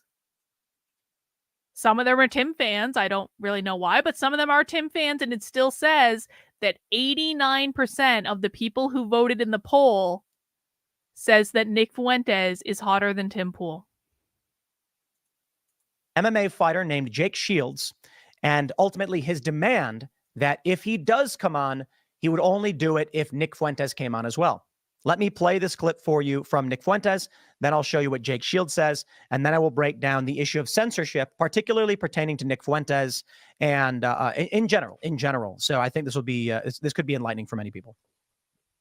Also, thoughts on the Tim Pool versus Jake Shield panel stuff?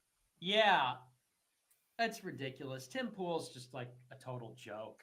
Hey, I just want this to be noted for the groypers that are like, you have no audience. You're doing like, I just want you guys to know that most of the people who watch my channel didn't even fucking know who Nick was before I started talking about Nick. All right. And I just want some credit for that. I'm not Sneeko or anything. Thank God. I would never want that. I'm not any of those other ridiculous people that Nick associates with that have big streamer numbers. But I did deliver Nick what is probably like a higher... My audience probably has a higher disposable income than any of Nick's friends, than any of their audiences. I'll just say that. Tim Pool invited Jake Shields and said, you can bring anybody you want. And Jake... False! I did not invite Jake Shields. I don't do booking for Timcast IRL, nor did I ever say to anyone, bring whoever you want. Shields said, I'll bring Nick Fuentes. Then Tim Pool said, got some receipts, we Tim. have to debate people. And we gave them names. They're like, no, not that one. No, not that one. Lie. Oh, no one will do it. And then they just ghosted Jake Shields. All right. I'm willing to go full bore on this one as to what I know for the sake of Nick. and ghosting Jake Shields. Let me play a little bit more. So those people are always playing games. I'm so sick of playing games. Bring us on. Tim is so pissed about this. He's doing a reaction video. Like, are you shitting me? Is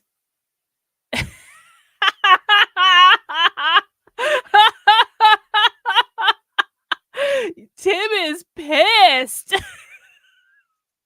Why is Tim so angry about this? It's almost like Nick Fuentes won. Did Nick Fuentes defeat Tim Pool without even going on Tim's show? Did that actually happen? Did we see that happen in real time right now, right in front of us? On the show, don't bring us on the show. I don't give a fuck. The show sucks anyway. Does bring suck. Us on, don't bring us on, but stop playing True. games and lying.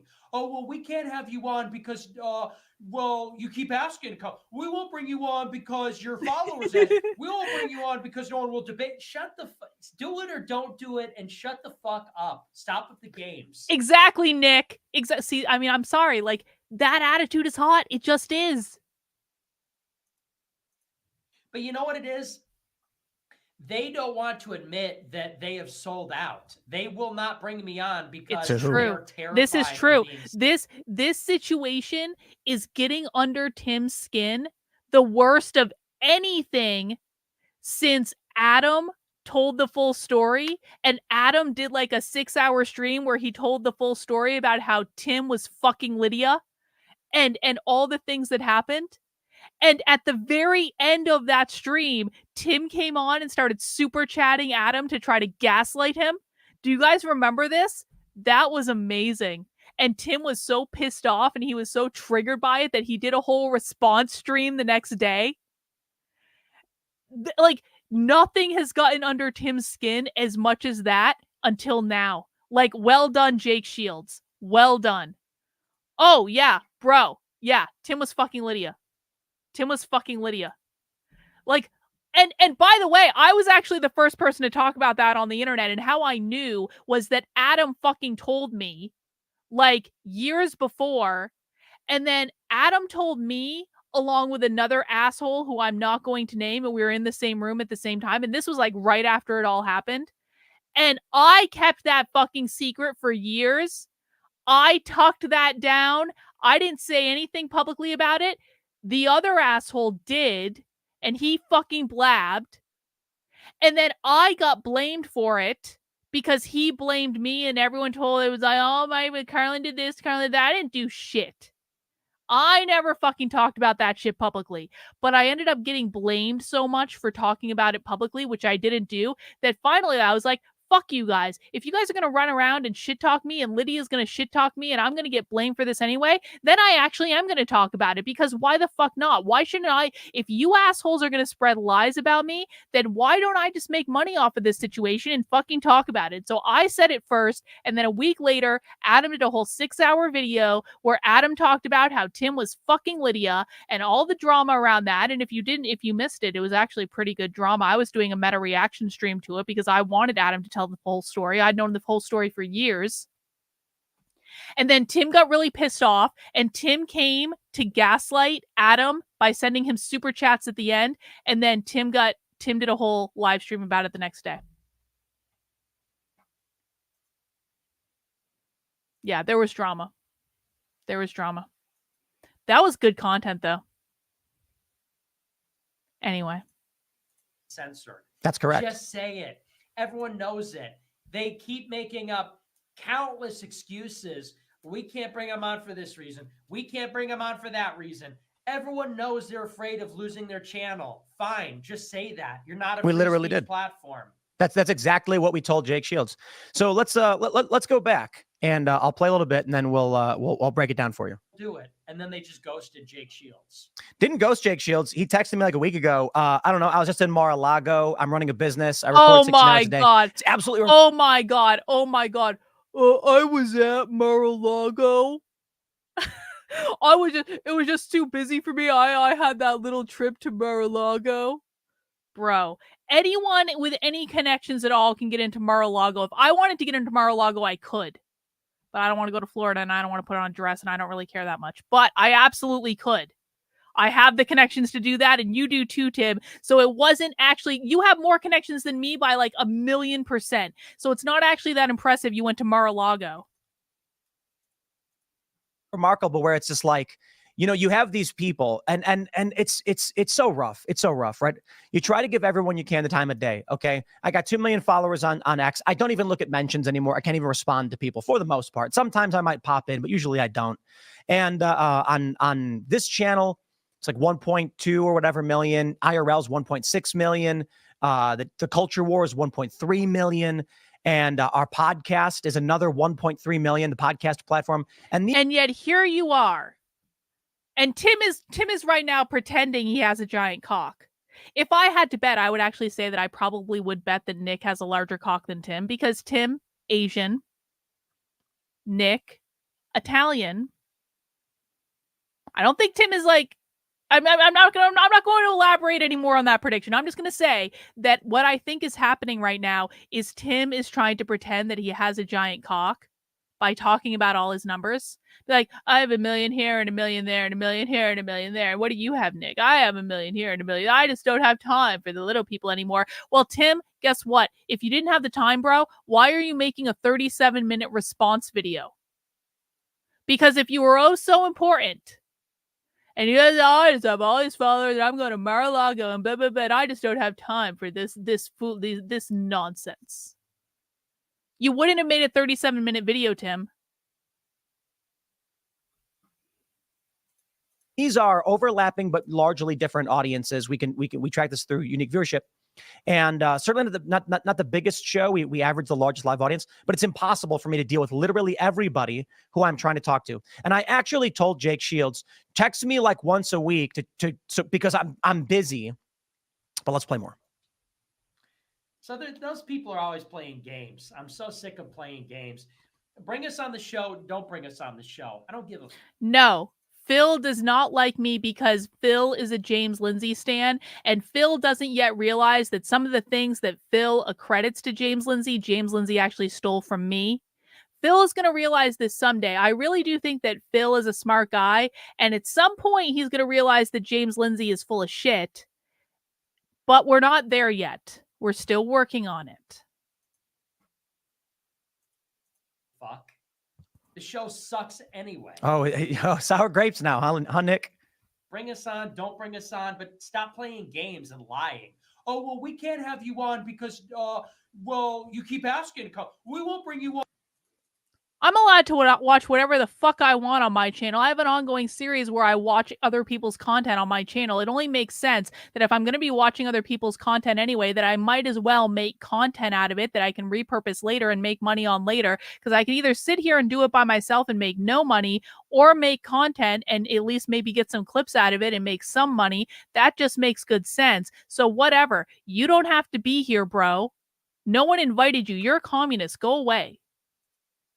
On because your followers ask. We won't bring you on because no one will debate. Shut the do it or don't do it, and shut the fuck up. So let's break this down. Let me tell you the story. We'll start with a tweet here from Jake Shields. He says, Tim Pool is such a joke of a man with no principles. Last month he told me he told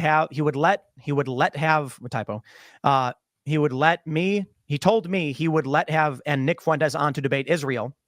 Later he called and said he didn't feel equipped to debate and needed to find multiple Zionists for the panel. False. Yes, you are correct. I sell t-shirts and coffee mugs. I turned a hobby into an actual business that provides a sustainable revenue line, which you guys claim is impossible because you're fucking communists and you're lazy AF and you don't actually want to try to build anything. And so you poo-poo people selling t-shirts and mugs with cool shit on it that people like to wear for reasons past my understanding. Is it because you can't actually start businesses on your own? Is it because you can't create anything on your own at all? Do you shit talk the workers in like bookstores and coffee shops and like at like that work at the mall too, bro? Do you shit talk them? Is it just laughable that, oh my God, you're in a store and you're selling stuff? Oh my God, like how dare you? Like, you guys are all too good for that. You're fucking communists.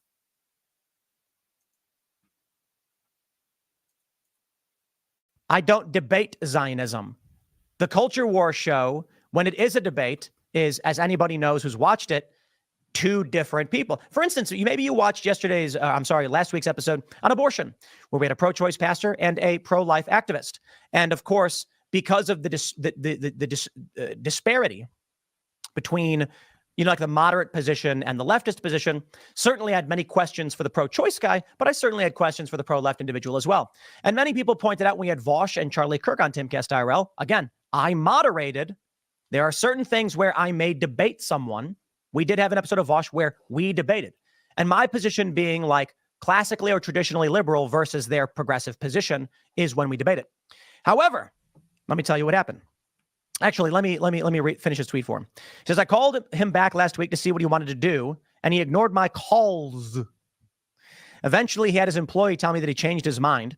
Personally, I believe a man should always keep his word, and if he doesn't, at least have the balls to talk to who you lied to. These are our brave right-wing influencers. I wonder why Nick Fuentes didn't want to mention Laura Loomer. I wonder why Jake and Nick did not mention Laura Loomer. I like Laura. Why would they? I think she's fierce. I think she's Why would they? Nick and Laura Loomer biggest are friends. Trump supporter imaginable, and possibly the tip of the spear of all spears, one of the most effective at getting PR. Really, wow. Wow. And so considering Laura is Jewish, and I believe, I don't want to put words in her mouth, a Zionist, we said, this would be the biggest show ever. Let's do it. Laura said no. I'm like, okay, sorry, Laura, to bring your name up, but if this is the game they're going to play, and they don't want to mention the show we tried to organize, with all due respect, maybe Laura's... What does that have to do with anything?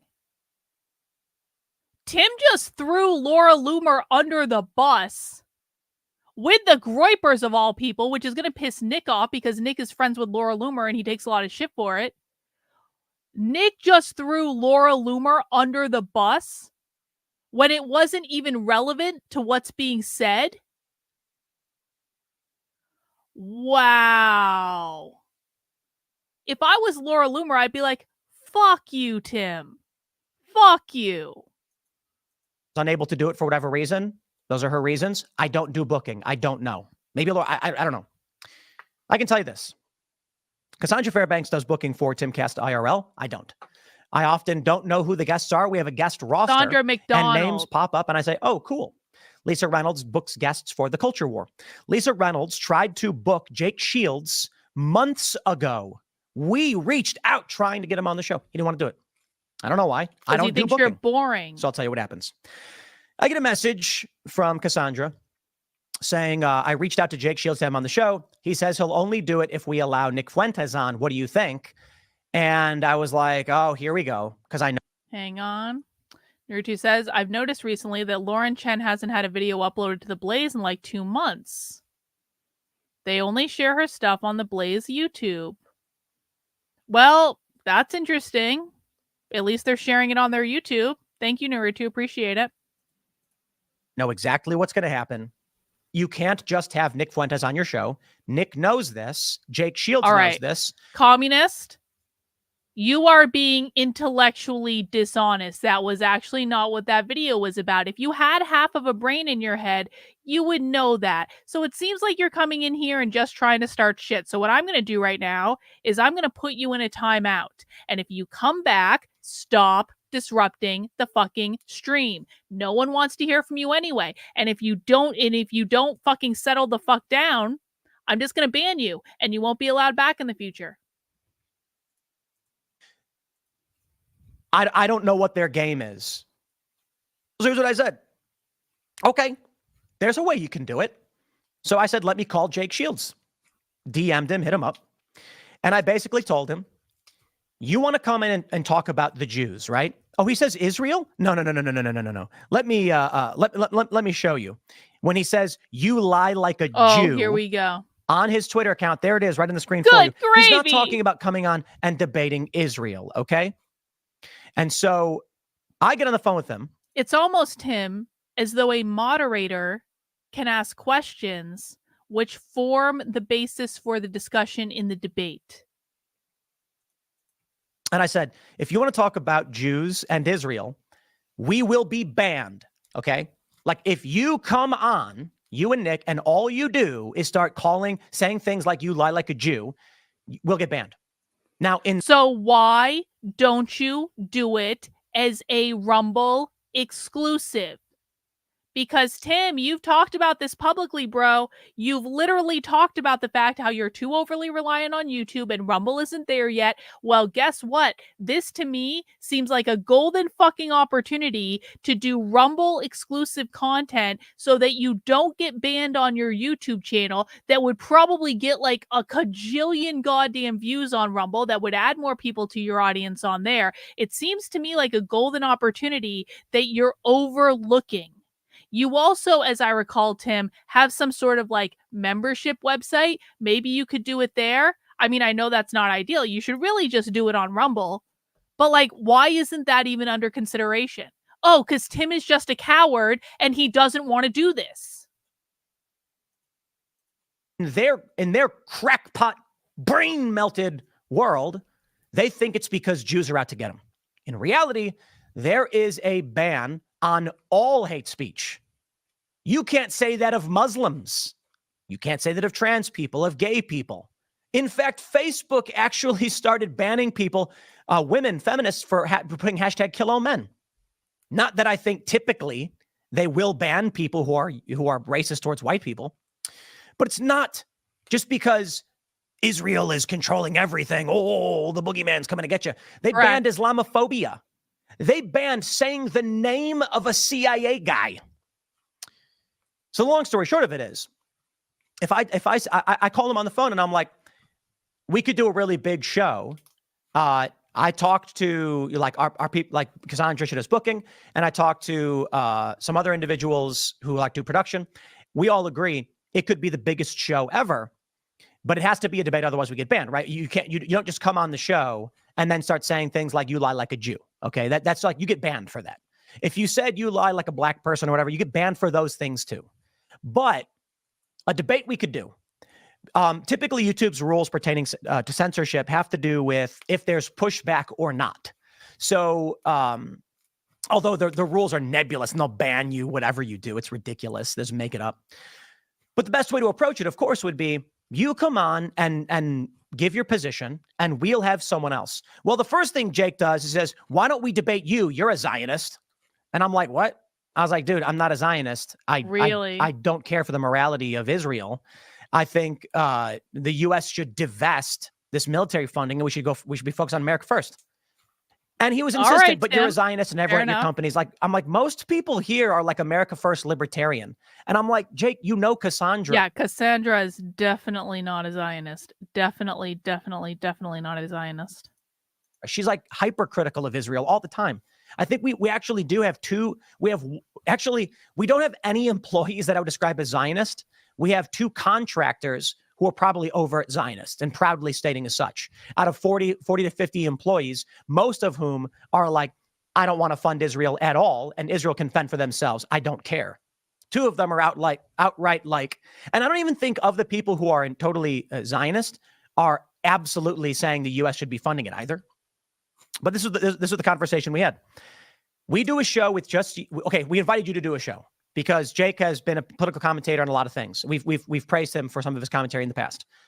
He says, I won't come on unless Nick comes on. I never offered. I don't do booking. I don't know what Cassandra said. I really doubt that's the case. But he wanted Nick Fuentes on. I said, okay, you want Nick Fuentes on? The only way it can happen is if it's a debate. Otherwise, we get banned. Fact. Everybody knows that. Nick knows it. We know it. You know it. Why ask? So we offered up what we thought would be an amazing show. Laura Loomer. We're all friends. I respect her work. I think she's smart. I think she could handle a good debate. She says no. We are all really disappointed. I was even talking to sponsors, and they were like, wow, that would be amazing. And this idea that we sold out, they just want. I don't believe that. I mean, it could be true. It could be. I could be wrong. There is rare occasion on which I am wrong. I don't believe that Tim was talking to sponsors. The money, they got the call. Are you nuts? When I talked to some companies and I said, look at this, Nick Fuentes, Jake Shields, Laura Loomer. most of them are like, Jake, who's Jake Shields? I'm not trying to be disrespectful. Jake Shields is an MMA guy. He's not in that political space, but I was like, Jake's been very active in criticizing Israel with October 7th. Nick Fuentes, of course, you know who he is. Laura Loomer, of course, you know who she is. And it would be a Zionism debate. They were like, this is going to be like 5 million views. And I'm like, yeah, it's going to be massive. And I was like, we want to do it. Laura said no. I don't know, whatever, man. People don't have to do shows they don't want to do. We kind of sprung it on her at the last minute, and she's probably like, dude, I'm busy. I'm campaigning. It's like campaign season. So you can't find someone else? So then you have a handful of other people all refuse to do it. Wait. Jake Shields. Tim, are you honestly telling me you can't find one fucking Zionist on the internet? Not one? I don't believe that. I'm sorry. Offers up Rabbi Shmuley. And I said to him on the phone, he sends me a text, like, what about this guy? And it's like, I was like, look, man, you do realize that if we do a debate with someone like Shmuley, people are just going to claim that you guys bowed out of a real debate because he's more of like he's the guy who put on the weird Candace Owens outfit or whatever. And I'm like, it's not going to be viewed as like a legitimate, battle of wits. And he agreed, at least presumably. So it was like a week ago, he texts me asking like, what's the status or whatever. And I don't know what I'm doing. Look, man, I have probably like 1,000 texts. I get 300 to 400 emails per day, and I can't answer them. My phone's muted completely, no vibration, and I never answer it. That's why I told Jake a month ago, text me every week, so it stays in mind, because we never said no. We were like, we're trying to figure it out. Well, what ends up happening is, I guess he hit me up last week, and then he went to Cassandra. And again, I don't know exactly what Cassandra's saying because I don't do booking. But Cassandra reaches out to me and she asks, couldn't you have asked Cassandra what she was saying? She does work for you. Like, hey, where are we at with this? And I was like, look, if it's not a debate, we'll just get banned. What's the point of doing it? Like, what is their end game? Just to come on the show and get us banned from YouTube? I don't understand. And so my understanding is Cassandra said something to the effect to Jake, like, look, if we just have you on, we'll just get banned. And Jake said, I totally understand. This is being relayed to me. I understand. Maybe I'll come on at some point in the future. And I thought we were cool. Like, here we are trying to set up this show. We think it'd be majorly beneficial.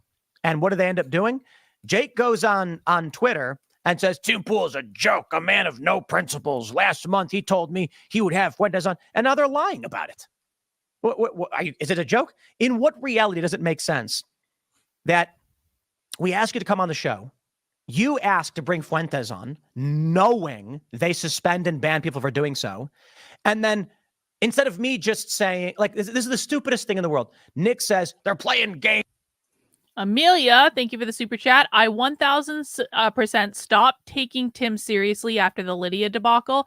Dude preaches about the importance of community and family and all of his values, and then acts like that at his own company. This is a joke. I mean, listen, I don't judge people too harshly for what they do in their personal lives. I think everyone has a personal life, and like, we've all made stupid decisions, or like, I mean, at least if we have a good personal life, if you've had an exciting personal life in any aspect, you've probably made some stupid decisions that maybe looking back on you would regret, or maybe you would think differently about them. So I truly don't judge him or her harshly for that whole situation. Yeah, I don't judge them too harshly. I guess I can understand why people do, but whatever. Games. They're playing games. Just have us on or don't. What games, dude? What games and in what reality are you talking about? Like, we're sitting back here going, wah, let's waste Nick Fuentes his time. What? I'm trying to figure out whether or not I think Tim is lying. And my inclination is that I think that Tim is lying. Because it's just too much. It's too much. It's like the man doth protest too much.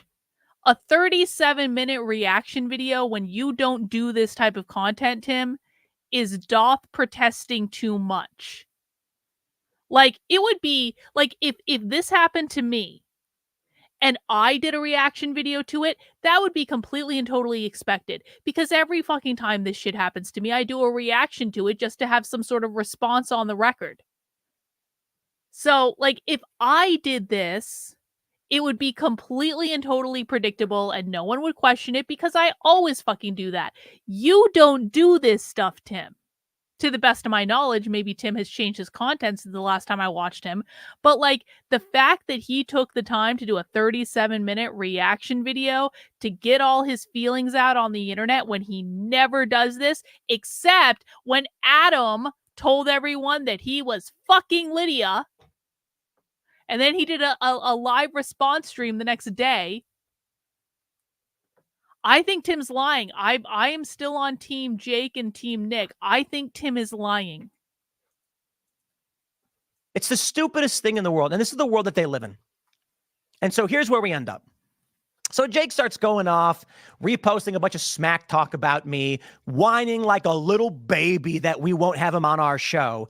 The cringiest, like, you know, he says, and it's his show. I'll tell you this. If Tim was really as important as Tim wants everyone to perceive him as with his trip to Mar-a-Lago, and I have billions of subscribers, and I get hundreds of emails a day, my text messages are constantly full.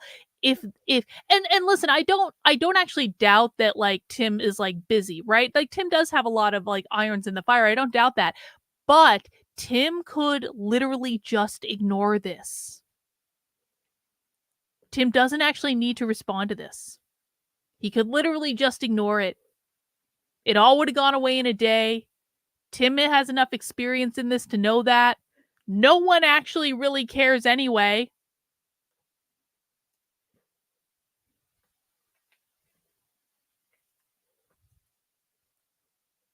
He could have just ignored it. He can do what he likes. I just don't like liars or people too cowardly to tell you they changed their mind. It's funny to me how these people who hate Israel so much are like the whingiest crybabies. Yo! Like, I gotta tell you. Tim, you cannot do a 37-minute video where you're crying about someone saying things you don't like on the internet and then call another person a crybaby at like the halfway point in the video. We're like not even to the halfway point of this video yet. That's how much Tim is crying in this video. Most of these people are like, I don't even want to say beta. Because beta males are second in command. They're lieutenants. It's a misconception. They say you're a beta male. Jake Shields was an MMA fighter. Okay. We need to do another poll immediately. Who is more beta? Jake or Tim? Everyone has to vote. You guys will probably enjoy voting on this one much more. Who is more beta? Jake or Tim? And it's just like, look, man, an alpha is the leader of the pack. Jake Shields is an MMA fighter. Tim Pool rollerblades. And the betas are the commanders. You want to say like omega male or whatever, you know, a scrawny, pathetic man who like, you know what I mean? But this and I mean this sincerely. No other group of people has cried so much and screamed and complained like little babies more than these people. That's the ironclad law of pussy projection, insane. Tim. All they want to do is they want to come on and they want to say things like, this is Jake Shields on Twitter. Says, Tim, I never asked to come on your show because I think it's boring. I have at least a dozen emails from 3 separate booking agents of yours, and I told them no every time. Yeah, I don't tell them what to do. They book who they feel like booking. I only agreed to do it with Nick because I want to piss people off and help Nick get back on big shows. Good inclination, and there Jake. it is. And then he says, you lie like a Jew. That's what they want to do. They want to come on Timcast IRL, cause problems, piss people off, break things, hurt people. And this is exactly what they're doing now. So let me break things down for you because I got no problem talking about it. I don't care. They're like, Tim's scared to have Nick Fuentes on, blah, blah.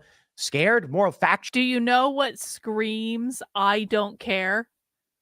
What screams I don't care from the fucking rooftops, Tim, is doing a 37-minute reaction video when you don't do reaction videos. This is like on Socialism Saturday when James Lindsay disrupted Socialism Saturday to tweet about me saying he's totally not thinking about me. We were in the middle of 5 hours of watching Socialism, and all of a sudden we got a James Lindsay fucking Twitter update where James Lindsay was tweeting that he was definitely not thinking about me. This is exactly the same thing, Tim. People don't make 37-minute videos about things they don't care about, Tim. You have Nick Fuentes on your show, you get banned. That's it. You have Nick Fuentes debate someone on your show, and they don't ban you. That's just it. That's how the game is played.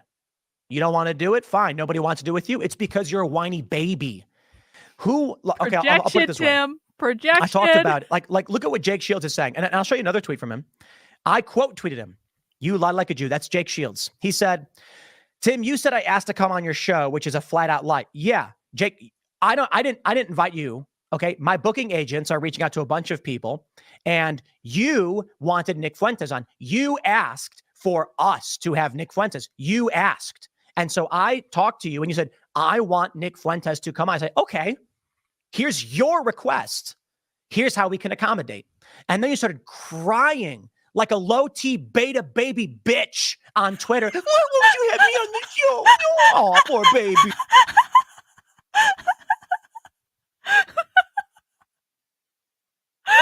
Look at that freeze frame. Tim's lip is...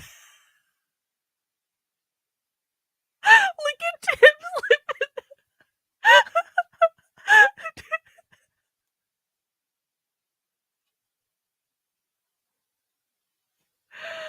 Oh my. He's having feelings. Timmy is having some feelings. Look at the bottom lip. It's quivering.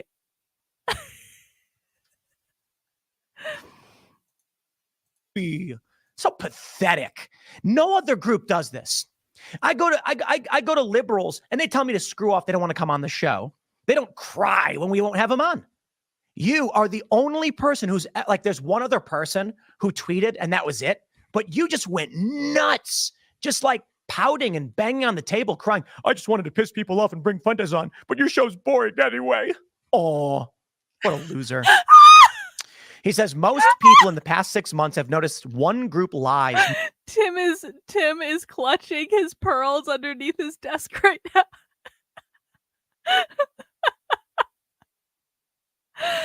Oh my God. I didn't think I was going to stay up past 2 a.m., but like, this is just too fucking great. We still have 18 minutes of this. This is my reaction to Tim's 37-minute reaction video is going to be like an hour and a half long. More than all the others. You are aware, but you want the money. Like, I don't know, man. Look, these people, this is their game. This is the game they play. This is why people don't want to invite them on shows.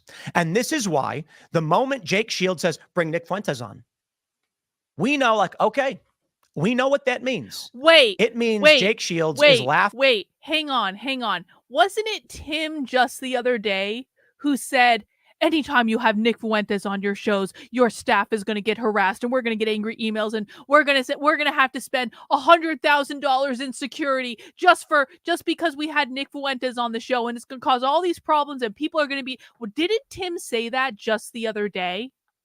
Am I making that up? And now Tim is saying, we totally wanted to have Nick Fuentes on his show. We absolutely wanted to. We tried so hard. We talked to sponsors. We really, really wanted it to happen, but we just couldn't find anyone else to come on. It was impossible to find another Zionist to to debate Nick. So even though I said 2 days ago that the reason that we won't have Nick Fuentes on is because he is a horrible danger to to our staff, and he's going to cause all of these problems, and he's going to cost us $100,000 in security, and there's going to be swatting, and there's going to be cops and all this stuff. And that was the first reason why we didn't want to have Nick Fuentes on the show. But now the real reason is that we totally did want to have him on. We just couldn't find anyone to come on with him. Tim, do you even hear yourself right now?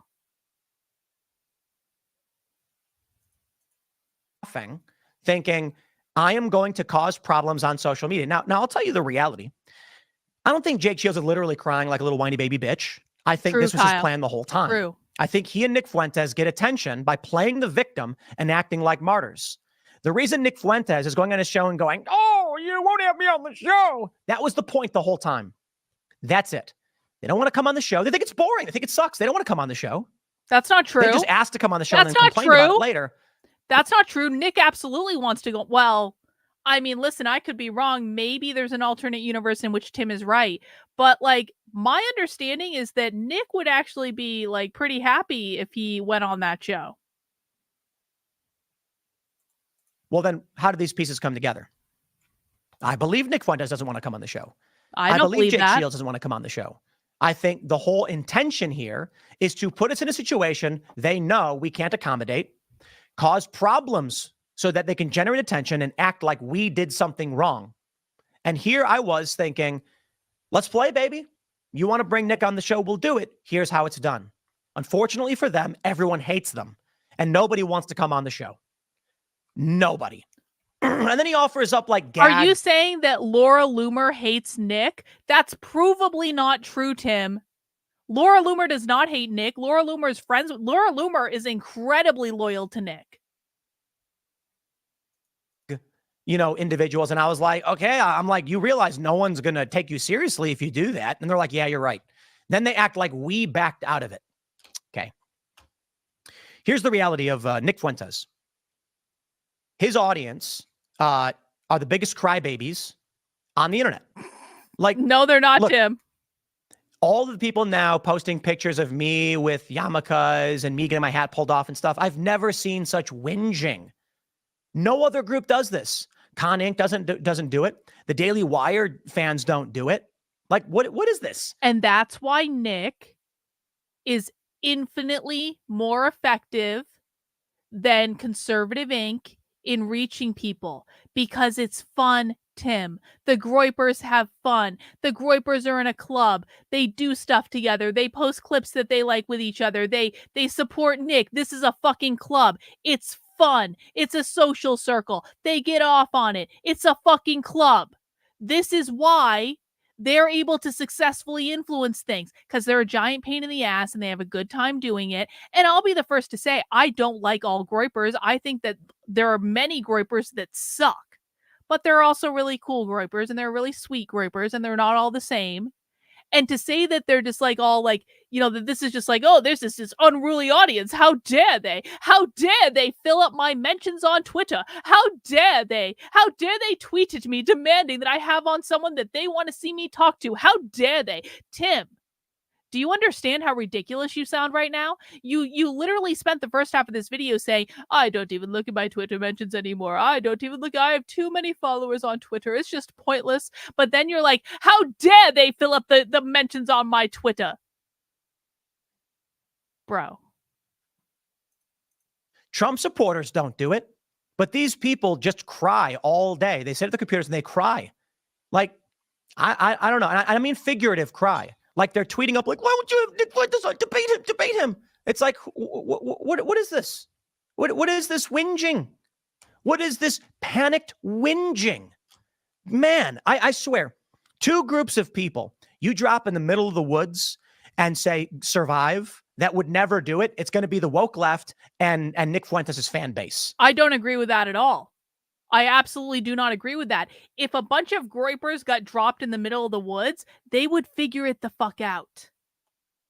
Now, they might fuck around for a while and they might do stupid things for a while, and it might take them a minute. I'm not saying they're going to figure it all out right away, but at the end of the day, what the Groypers have that Tim does not understand, because Tim's audience doesn't have this. Nick was very smart in how he built his audience, man, because what the Groypers have that Tim's audience does not have is fucking camaraderie. They have camaraderie with each other. They stick up for each other. They do things together. Again, it's a club. Tim can't understand this because most of Tim's audience just watches Tim to hate him.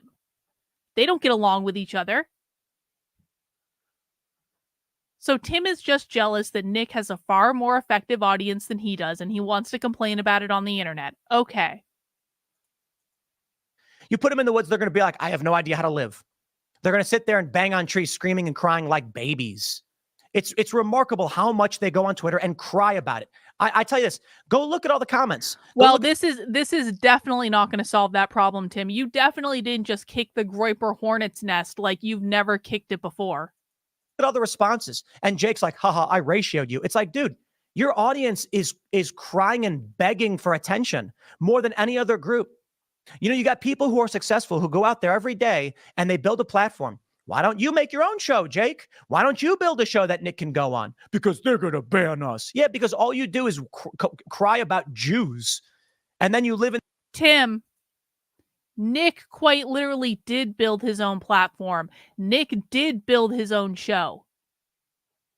Don't act like they can't do this. He literally did this. He did this while being banned off of everything on the internet. In this crackpot reality where you just think it's true. You took the money. Money from who? We had sponsors that were interested in that show, interested in that debate. Money from who? Our network of members and sponsors. Dude, let me tell you the reality of Nick Fuentes. I'll also shout this to Chris Bertman, who tweeted this where I got the clip. Nick Fuentes was on the show with Ye and he walked off. I don't blame him for that at all. He's working with Ye and Milo. Ye walked off because Ye's also like this is like, look at this. Like Ye could not handle even 28 minutes of a debate. And it wasn't even a debate. He asked me a question. He's like, who is they though? And I was like, corporate press, the establishment, the Uniparty, the military industrial complex. And he got so mad that I wouldn't say the Jews. He stormed off. Only person to ever do that. This is my point. These people are the whiniest babies. They can't handle scrutiny. They can't handle reality. And so I think the intention of people like Fuentes is knowing they can't go on these shows in these circumstances, trying to get banned by saying shocking things like Jake did. Come on, everybody and their mom knows. You go on any social media platform aside from X and say something like you lie like a Jew, and you're going to get banned. Let's just remember that if Nick went on that show, he would murder Tim in a debate. It wouldn't even be close. Because of hate speech rules, because of woke left policies. They'll then make an excuse and they'll blame the Jews or whatever. But I'll put it this way. Nick Fuentes' audience intentionally causes drama and crisis for individuals. Nick Fuentes has fans. And I said this on Friday when Elijah Schaefer was here. I don't think these are actually his fans. Because no, they are. These are people claiming to be Groypers, claiming to be fans of Fuentes, who will threaten to rape and murder children. And I'm like, oh, come on. I really don't think those are Nick's fans. Come on, Tim.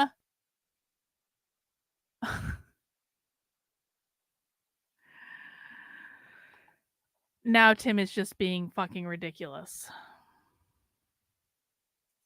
I'm willing to bet those are like leftists who are trying to make Nick look bad. Mary Morgan was on the show and she's like, no, that's ridiculous. And Elijah Schaefer also said, no, that's ridiculous. And then a bunch of people in chat were like, that's absolutely not true. And I'm like, okay, I guess maybe I'm wrong. Maybe it really is that Nick Fuentes' fans just want to rape and murder children, or that's just threaten, not what they say. Threaten to do so to cause problems for people. Fine. Receipts, Tim. Like, does Tim have any proof of this? Because I do know that the Groypers have to swear a rape, kill, die oath to Nick. But does anyone actually take that seriously? Like, Nick did administer an oath where everyone had to raise their hand and say, I swear to rape, kill, and die for Nick Fuentes. That's actually real. But does Tim believe that's real? Does Tim Has Tim become so unhinged from reality that he believes that the Groypers are actually swearing to do that? Is Tim basically the next James Lindsay?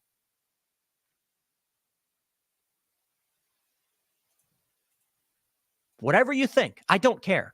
It doesn't make sense to me. Yep. But who Tim am I? Sounds like a leftist. It doesn't make sense to me that someone who claims to be a fan For of the Nick record, there was a time on Twitter back in 2020 where Tim Pool tweeted at everyone that I was an SJW because I was like, "Why the fuck are you platforming Vosh?" And Tim was like, "You believe in cancel culture? You're an SJW." Oh, how the tables have turned, Timmy. Oh, how the tables have turned. Because right now, you look like significantly more of a leftist than I do, bro. who actually wants him to espouse a message would destroy his opportunity to do so. So here's what I explained. And then they all cry about it. The reason why nobody has Nick on the show, there's two reasons. One, outside of a debate format, you get banned. That's it. There has to be a debate format. That's basically how YouTube operates. And such as YouTube, Instagram, TikTok, whatever. Rumble and X are way better. You can do Rumble and X. So if you want to come on my YouTube live show, then we're like, oh, well, it's got to be a debate. And so we were planning on having them on Culture War. And the funny thing is how excited everybody was for the debate show with Nick Fuentes, Laura Loomer, and Jake Shields. And Lauren didn't want to do it. Okay, no beef. I'm not trying to drag Laura, but I think that if Nick Fuentes wants to come out and act like we did not try to organize this without mentioning we had probably one of the best show ideas imaginable, I don't know what to tell you. But here's the reality. With the degree of threats you get from Fuentes' audience. Here it is. You have to pay. So now Tim has spent 25 minutes saying, we totally wanted to do this. We absolutely wanted to do this. We were ready to do this. We were so excited to do this. We definitely wanted to have them on. Believe us, we're telling the truth. We never told Jake Shields no. We were totally excited to do this. And he's been saying this for 25 minutes. And now we're about to switch gears into if we have Nick Fuentes on our show, there's going to be $100,000 of security costs, and it's going to be really dangerous, and I'm going to put my staff in danger. Like, Tim, again, do you even hear yourself? Security, and you have to pay insurance, and these things cause problems for businesses. That's why I think, it's intentional. It's intentional that they do these things knowing you're between a rock and a hard place. And I think they do it because they actually don't have the ability to actually debate. So I'll put it this way. I take a look at any political faction, the left, and they whinge and they complain on social media all the time, but not demanding people go on your show or whatever. Sometimes, but not as much. And they certainly engage in cancel culture. That's what they do. I think the reason the Groypers do this is that it's a shield for Nick. Now Nick can go on his show and say, oh, you're just scared of being censored. Well, dude, when your fans threaten to rape children, okay? And I'm going to say this again. Receipts, my argument is receipts. It's not really fans of Nick who do this. But take a look at anybody posting DMs, posting emails. Wait, Tim. So now Tim is saying, the people that are saying all this horrible stuff, I know they're not really Nick's fans. They're just leftists trying to make Nick look bad. But then he's holding Nick responsible for what these people are doing. Does that make sense to anyone? If Tim, and again, I want receipts on what Tim is saying because I've been around the Groypers more than the average bear, and I've never seen them saying that shit. I have heard them say that they took a loyalty oath to rape, kill, and die for Nick Fuentes, but that wasn't even real.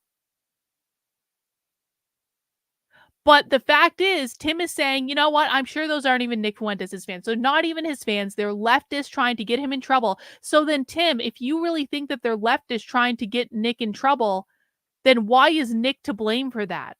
Is Nick responsible for the behavior of every single person on the internet? Is Nick responsible for the behavior of people who are doing underhanded, dirty tactics to try to get him in trouble for something he didn't do? Because that doesn't sound like it's Nick's fault to me. And there's people publicly sharing these things on X. I'm like, that's got to be someone faking it because there's no way Nick's fan. Okay, fine. If the argument is these really are Nick's fans, then it sounds to me like they do this to make sure Nick doesn't actually have to stand up to debate. This way, he gets to be a martyr. Tim. He gets to claim. Tim Pool thinks that Nick Fuentes doesn't want to debate. In what universe does that actually even make sense? Nick Fuentes has been debating since he was in high school. Nick Fuentes made his name debating. Nick Fuentes mops the floor with any person that he walks into a debate with, and it's usually not even close from every single one that I've seen. And you're really telling me, Tim, and you expect us to believe that Nick Fuentes is too scared to come on your show and have a debate when debating is like what that kid lives for? Nick was on a Twitter space. Nick hosted his own Twitter space the other day where he was talking to totally not Elon Musk, where Nick proactively said, if there's anyone that disagrees with me, come up and debate. And that could have been anyone. Nick didn't know who was going to raise their hands in that Twitter space, but and that Twitter space, how many views does that Twitter space have? Probably over like at least 1 million, I would think, if not even like several million at this point. But you're telling me, Tim, that Nick Fuentes is so scared to debate that he did his own Twitter space where he was entirely in charge of picking out the people in the Twitter space and allowing people to come up. And he specifically asked for people who disagreed with him to debate him because he wants to debate. And you're telling me, well, Nick is just afraid to debate, and he uses the gripers as a shield for that. Tim, come on. Tim is lying. I am now positive Tim is lying. This is all bullshit and spin and nonsense, and no one who can follow basic logic from point A to point B can honestly look at what Tim is saying just on the face of it. You don't have to like Nick, but the arguments that Tim is that Tim is making right now don't make sense at all in any way when you look at other evidence from outside the situation. He's being censored. He gets to claim that people are playing games with him. Like, what game would there be to play? Why would I be like, I'm gonna call you 2 times and actually ask people to organize a debate and work on sponsorships? What game is being played? It's ridiculous. How about I just say no? They live in this fake world where everyone's playing games with them. Okay, if someone's playing a game, I'll tell you why. It's because these guys sick their followers on you and do this. They go on their show, they cause a storm, and then they try and get you sent a bunch of threats, and then what happens? For anybody who's running a decently large operation with multiple employees, which has security requirements because of insurance, it's going to cost you money. It's lawfare, effectively. And it's a different kind. Nick knows he's small and he's censored. So when he throws a Molotov cocktail at someone's business,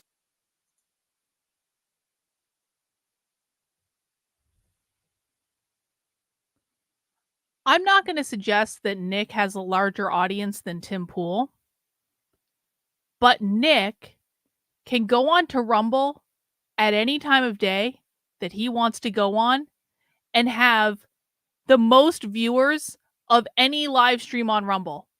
And he doesn't have a check mark on Rumble. He's not a partner on Rumble. He can log on to Rumble at any point and have 10,000 people plus watching his stream. It will be the #1 live stream on Rumble. And you're like, Nick gained over 100,000 Twitter followers in like a day and a half after his account got reinstated. Give Nick a year on Twitter, he's probably going to have a significantly bigger audience than Tim. Unless they start pulling shenanigans again. But to say, like, Nick is just like this small, little, inconsequential nothing, and oh my god, and he just wants more attention. Tim, again, bullshit. The political blowback is minimal for him. And for the business, it's massive. That's lawfare. So when his followers start sending threats and doing these things, and then our insurance company gets angry, I shouldn't say ours, but for like events and things like this, insurance companies take issue with the degree of threats and the security assessment. And then you have to pay for reinforced security. Your insurance rates goes up. That doesn't affect him. So typically what happens is they will ignore him. they will just say, you mention the name Fuentes, no dice, because he's fake. That's it. No, oh my God. I'll tell you this. You want me to believe that Nick Fuentes is more fake than Tim Pool is? Bro. I don't actually need know why Nick even has to get dragged into this. I don't care. Jake Shields is the one who got asked to come on the show, but he asked that he could come with Nick Fuentes. That's what I mean. He asked to come on. I suppose the reality is, if you take a holistic view of what Fuentes is and what he does, and you break it all down, what you see is something that makes no sense at all. Why would his followers send threats to people, berate people, attack them, downvote, thumbs down, all of that stuff? Why would they do that? Unless the intention was to make sure nobody wants to associate with Nick. Then I assume they're not really his fans, right? Well, I'm told I'm wrong. This is a massive The situation surrounding Nick doesn't make sense at all. His business strategy has no real business strategy. He's not trying to espouse a message. I think he's a shot. What?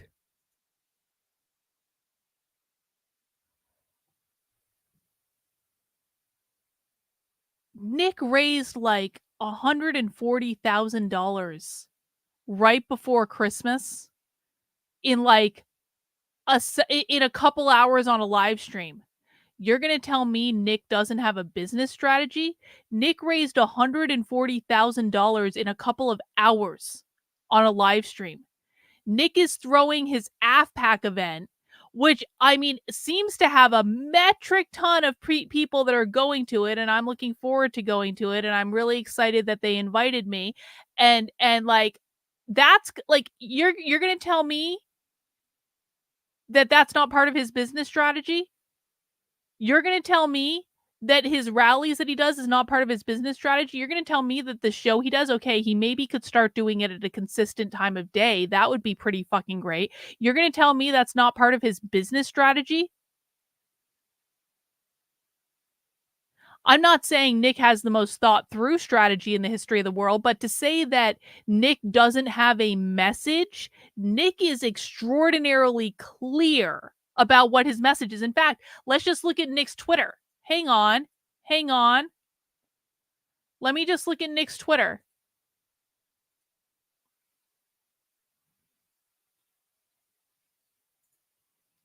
Pull up his account. Because I'm pretty sure that Nick explicitly posted on this. Hang on. That wasn't what I wanted to click on. Hang on, I didn't want to do that. I just wanted to look at his profile. Go back, browser. Don't do this to me. Just go back. Gained over 100,000 followers since he got reinstated. Let's just see. Does Nick have any tweets on his account that he's made in the past day or so that could maybe be confused with Nick having a consistent message on things of his values?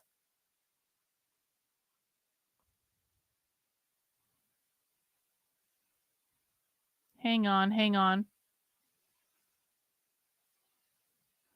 Oh, what's this? What's this, Timmy? This was posted on May 4th. This was posted several days before Tim did this 37-minute reaction video. And Tim is pretending that he's just so busy being a fucking journalist that he couldn't look at Nick Fuentes' Twitter feed and find an exceptionally clear statement of values. What we believe. Christ is king. America first. What we want. Christian government, preferably monarchy. And end white genocide. Now, you don't have to agree with Nick's values. You don't have to like Nick's values. But to honestly sit there and say on a live stream that Nick Fuentes does not have very clear and consistent values. Listen, man, I've been listening to Nick pretty consistently since October 7th. And he has been extraordinarily clear in his values. He does not deviate from these values. So Tim is just being like intellectually dishonest on a good day. And for him to like again, it's like this just shit like this just proves that Tim is not a credible source of information at all, and he's certainly not a journalist. Jock, who's found a gullible bunch of morons who will give him money and support him, and then tweet a whole bunch of stupid nonsense for no reason, because it just props him up. That's it. The ultimate grift. If Nick Fuentes was serious, he wouldn't do the things he did. He wouldn't lie. He wouldn't complain. If Jake Shields was serious, but Jake Shields pointed it out, he's just trying to piss people off. That's what he said. And he hates Jews. Well, okay. It's a big mistake you're making with being a fangirl for this scumbag, Nick. First, remember who harassed you after you refused to say CRT is anti-white? Yeah, it wasn't Nick's audience. It was No White Guilt's audience. Those are not the same thing. Nick is not remotely anywhere as close to toxic as No White Guilt is. Nick's audience is not anywhere near as toxic as No White Guilt's audience is. It wasn't the Groypers. It was fucking No White Guilt. I'm not saying there were Groypers involved because there is a tiny bit of overlap, but guess what? I just blocked those Groypers. I told the Groypers I didn't want the race shit in my feed. A lot of them didn't listen. I just blocked them. It was really that simple. So no, I know exactly who it was that started that shit, and it wasn't him. Say what you want, but Nick is more consistent than Tim will ever be, and I will tip my hat to him. Indeed.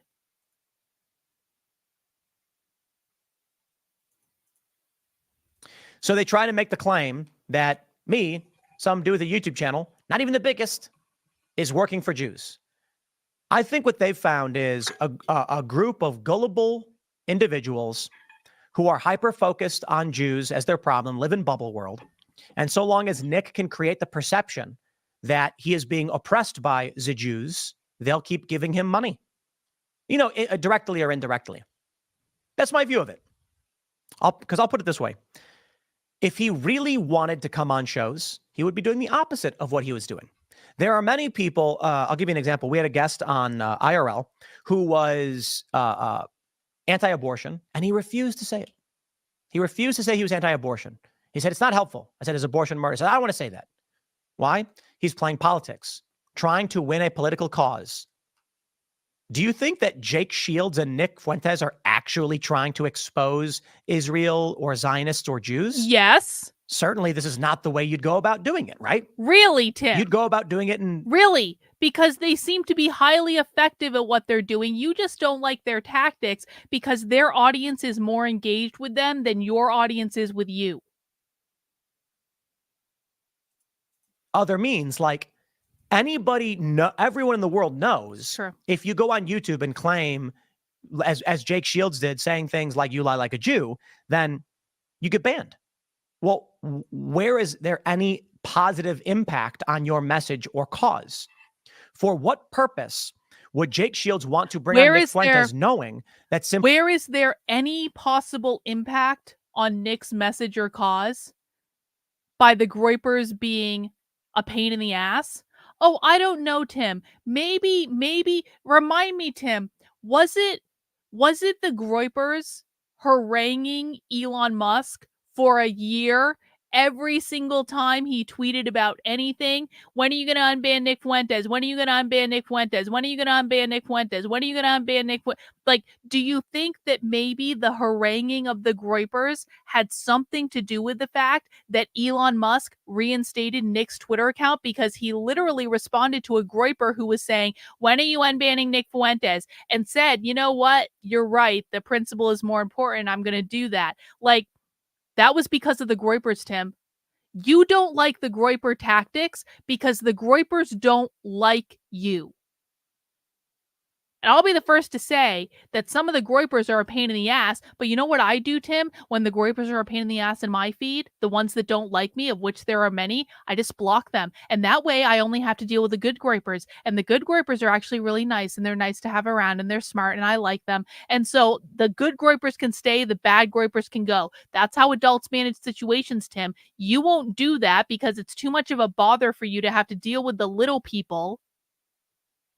And you're all pissed off because Nick has a more engaged audience that loves him more than your audience loves you. That's really what this is about.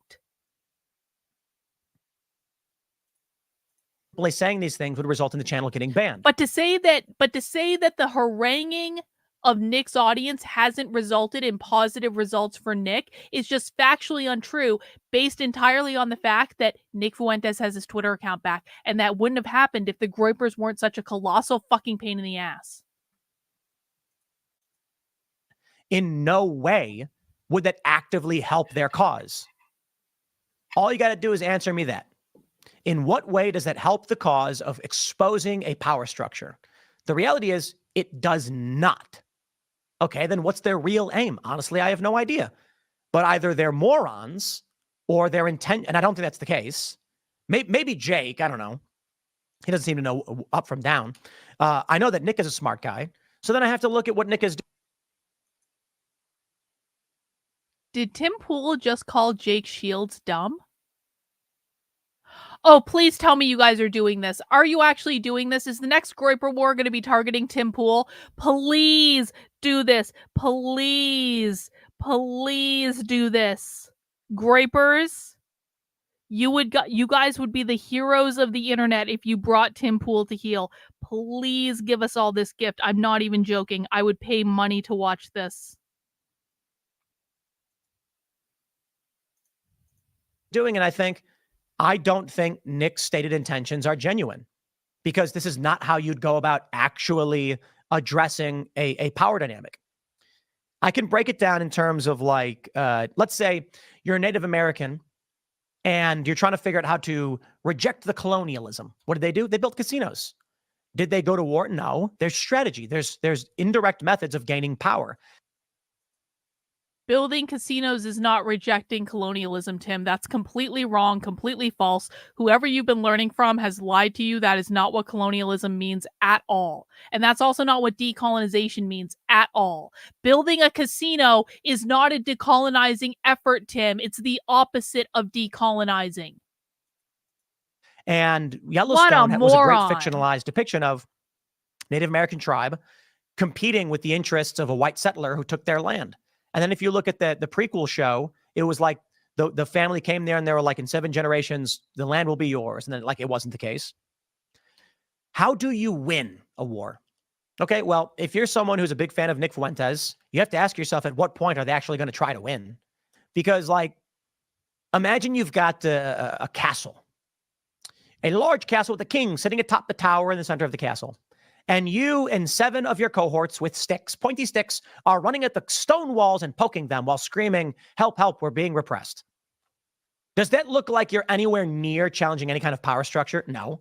But there's certainly one guy sitting behind you saying, keep going, keep going. If Nick wasn't challenging any of the power structures, then Nick would not be banned off of like everything. He wouldn't be debanked. He wouldn't have done like none of it. If Nick really wasn't that scary, Tim, then the ADL would not have released a statement regarding his reinstatement to Twitter. You're honestly going to tell me that the ADL isn't fucking terrified of Nick Fuentes when they're releasing a statement denouncing him getting a Twitter account? Tim is in the land of Retardia. Tim is not the mayor of the land of Retardia. James Lindsay is the mayor of the land of Retardia. But Tim is like the vice mayor of the land of Retardia. You're getting closer. At a certain point, you have to realize you're not. So that's why I think it's fake. I don't think these guys are real. This is the reality of that whole world. It's fake. Now, Donald Trump, he's a guy who's effective. He's not. He doesn't just come out and there's political strategies. I'll give you a really great example. Oh, you're right. Supreme Court. You're right. Tim Pool is the town crier. James Lindsay is the mayor of Retardia. Tim Pool is the town crier. I said Trump should be at the oral arguments for presidential immunity.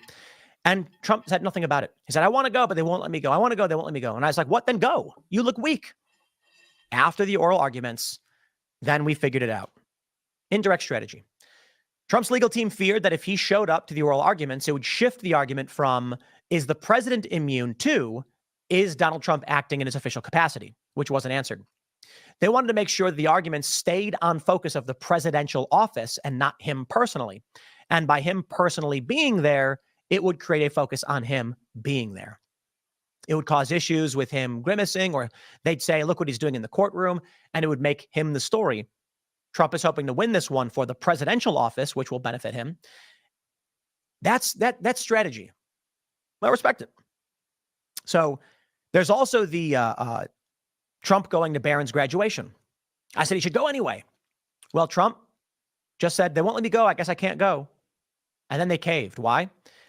If Barron Trump went to court instead of his graduation and then made a statement, like one of his first, and said, on one of the most important days of my life, my graduation, this court refused to let my father attend, so I will come here instead to support my family because family matters most.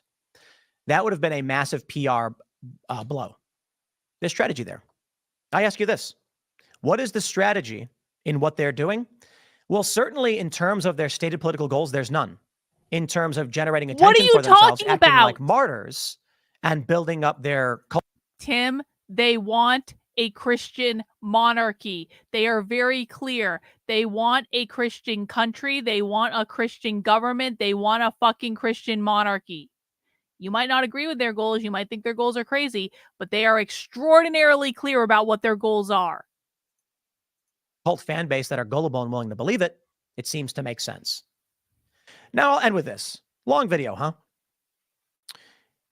The fans of Nick Fuentes will not be swayed by anything I say, and I really don't care. No, they won't. They live in Wally world. They live in this magical fictional world where Israel is the most powerful organization in the history of mankind, which is the stupidest thing I've ever heard. Yo. Well, certainly disproportionately powerful relative to many other countries, wealthy, and AIPAC certainly is powerful.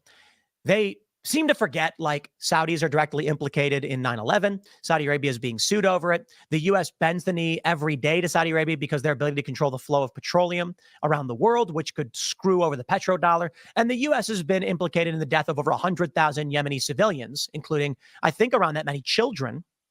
Not to mention the extrajudicial assassination of Abdurrahman al-Awlaki, and the fact that in Dearborn, Michigan, you have female circumcision on the rise, and you have Islamophobia is a bannable offense on social media and has been for 10 years. They ignore all that stuff. They ignore Donald Trump getting impeached for suspending military aid to Ukraine, while when Joe Biden suspends aid to Israel, nothing happens.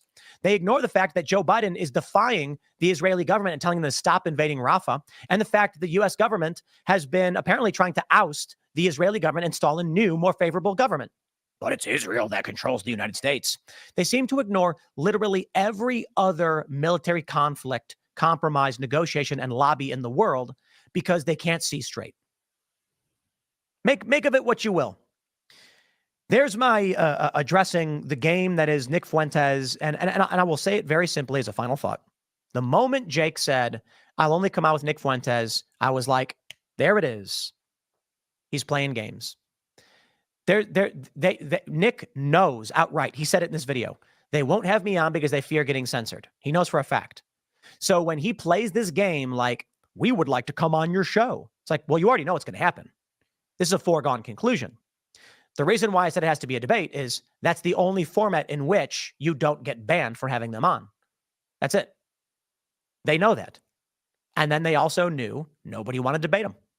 That's the game they're playing because they're lying.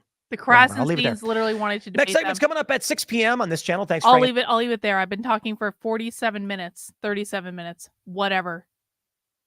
Tim is a retard.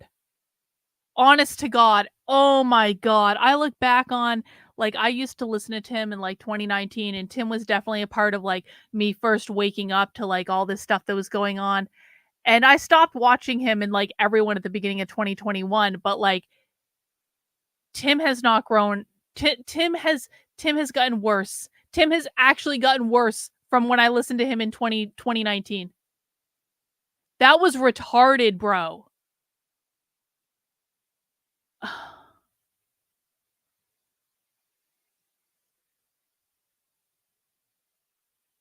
I just have nothing else to say. I have nothing else to say. It is almost 3 a.m. I did not intend to be live this long, but we had to watch the whole thing, and Tim just had a lot of feelings to work out. So I hope you guys enjoyed this little stream. I will check in with some of this other stuff probably tomorrow that I wanted to watch. And we'll read that thread from Stony Baloney because I'm actually looking forward to that. But we'll do that at the 5 p.m. stream. But I'm going to go to bed, guys. I might stream Red May tomorrow. Red May is starting at 2 p.m. tomorrow. I might stream it. I feel like I kind of have to. I feel like we should have a good welcome back party for Philip. Maybe. I'll decide when I get up in the morning. Anyway, that's all for tonight, guys. Thank you for hanging out with me. I do appreciate it. Please mount the like button on the way out the door. Please make sure you are subscribed to my channel if you are not already. I will be back at 5 p.m. Eastern time. Take care, guys. We'll see you soon. Bye.